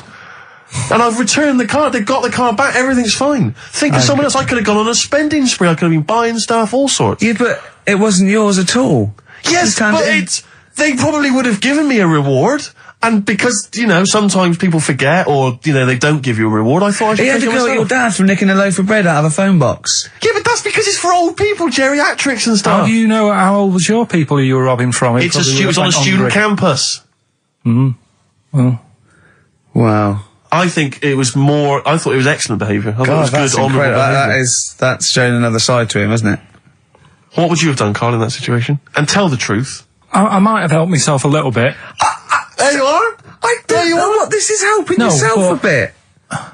Like you say, just sort of, you know, send them back and sort of say, you know... If you find a £1 coin in the street and you can be bothered to bend over for it, then have it. But someone's cash point card or personal belongings... I'd let them know, though. Did you send it to them and say, I've service charge included. I've took that out already. No, I handed it in to the... You let them know? What do you mean you'd let them know? I'd say, you know, you're lucky here. Right, I just took, I'd probably said 20, actually. Okay. Because that's just like one note. Sorry, right, okay. You are winding me up. No, I'm not. I mean, not for once. I mean, I know what Steve's like. He is tight, right? He is. And you know that, don't you, Steve? Financially, you mean? Well, no, I mean, just the way you are. You're very sort of, you know, you're not wasteful with your money. I'm careful. No, I'm not wasteful. Absolutely right. No, but to the extreme. Not towards the extreme. Not towards the extreme. No. Look after the pennies, the pounds will take care of themselves. Alright? Simple to remember, good advice. Yeah, alright? But the thing is, right, I know that I take the mickey out of you for, like, you know, the way you look and stuff. Sure. Right? Well, I'm right back at you. But the thing is, you can't help that. Absolutely. But I'll tell you something that women don't like, Sure. and it's fellas who are tight with the money. Sure. I'm not frugal with money with ladies. I'm frugal with money with you. Well, I've got no reason to splash money out on you. I've never seen you splash money out. Well, you've never been out with me. Steve, have you ever splashed out on a lady? No, but I hope to one day. The right lady. Play a record. Sorry, just suddenly struck me something. I don't know if I mentioned it before. You mentioned that you tried to catch your guy out when you came back once. You opened the door really quickly to see what he was up to. Did I ever tell you when I was at university? Now I'm very tall and I've got enormous feet. Size 14. Size 14 shoes. And when I was at university, everyone, it seemed to me, was wearing Dr. Martens. It was like you had to wear a pair of Dr. Martens. It was kind of the rule. Dr. Martens was big for you. Yeah, so that's a big pair of Dr. Martens. That's where the myth of the old woman who lived in a shoe, I think, came from. People with my size shoes. Anyway, I just literally kind of moved to university. I'd been there for like literally a couple of months. And obviously in that first period, you're quite keen to kind of, reinvent yourself, strike yourself, try and give an impression of perhaps being quite sophisticated, worldly, cool, all those things that, you've left behind all your childhood friends. So you're trying to, develop something. But you didn't bother, you didn't? What, sorry? You didn't bother? No, I was working hard on it and I was kind of, I was doing alright, and I had a tie-dye shirt, I was looking good. And, so I was trying, working hard to try and seem kind of cool and not freakish. And I came back from studies once, and I came in, and there was a little old cleaning lady that kind of would always come in every day and clean up our halls of residence. And I came back, and my door of my room was open, and there was like a little huddle of people just peering in, right? And I thought, this is odd, that there's my door's open and I'm not in there, and there's people staring in the door. And I looked in, and the little cleaning lady had my Dr. Martens on and was clomping around, making them all laugh, doing an impression of me. That's amazing. Imagine that. Imagine the psychological scars that has. I don't know that she's more popular than you. Yeah, exactly. And they go, come on, Maud, let's go to the JCR. Exactly. And they carry her down. They go, drink. And she goes to, Steve, you better have that spotless by the time I come back. You go, all right, I will. All right. But what I like is the fact that I'm sure that's not part of the cleaner's code. The cleaner's code is you don't have the keys to everyone's room so you can go through their belongings and play practical jokes. I mean, surely it's a kind of, there's a trust. She must have looked like a wall bracket. I went bowling with him once the first time, and we went bowling at this place. Where was it? I mean, Finsbury Park. And I'd never been before. And he goes, you got to wear special shoes. I went, all right. He went, so. He goes, have you got size 14? And she went, yeah, I've got one pair. And she put them on the table, and they look like crusty. Honestly, honestly, it looked like, it was, I just started laughing because they're so long and thin anyway, and they're multicoloured, aren't they? They're two colours, and it looked like Krusty the Clown's feet. And then this teacher just went, all right, 14, that is big, isn't it? It's a huge size shoe. You're right, yeah. And it was just the one cleaner in them. Just the one, sadly. She did have loads of kids eventually and brought them up in there. I wanted to buy a laptop computer, and everyone said, go up Tottenham Court Road, and I was reading like magazines and stuff, they were saying haggle, make sure you haggle, make sure you're planning to haggle, get the best deal you can. And I found a shop which was selling the computer I wanted, and I went in there, and I had this whole plan in my mind of what was going to happen. He was going to say, like, it's worth this. I'm going to go, well, look, I can get it cheaper here, I want to buy it from you, I'm going to haggle, and off I went. So I went in the shop, and I said, yeah, looking for this, interested in this Toshiba. How much is it? He went, oh, it's 1,500 quid. I went, sure. Okay. I said, I'll give you 1,300. He went, it's 1,500. And I said, sure, but I'm willing to give you 1,300. He went, 1,500. And I was done already because he hadn't even begun to haggle. And I was assuming he'd at least go 1,400 and we could start, but nothing. So now I was screwed. My whole plan went out the window. Yeah. What did you do? Just leave? No, I said to him, the thing is I can get this computer cheaper down the road, but, I like what you're providing here. I like your service. I've had good stuff about you. It was amazing. I said, I've heard good stuff about you. And he went, I said, seriously, I can walk down the street, I can buy it there for cheap for like 1,400. And he went, well, see you later then. And I was like, right. So I walked out the place. I said, well, I'm going to have to leave then. And I walked out the place, and of course I wanted to get it from there because it was still the cheapest, so I had to walk back in again. I went, yeah. I've just had some second thoughts. Listen, I'll tell you what, I'll pay the 1,500. Can I get a free carry case? He went, the carry case is free anyway. I said, I'll take it. The carry case is free I got anyway. nothing. No, but how much would you charge for that if it was on sale? Carry case a tenner. Well, let's just say it is a tenner. Give it to me for free. And he went, no, it's a tenner. And you went, well, you said it was free a minute. Yeah. It's just pathetic. That is lovely. It's having to walk out making a big statement and then come back in again. Oh.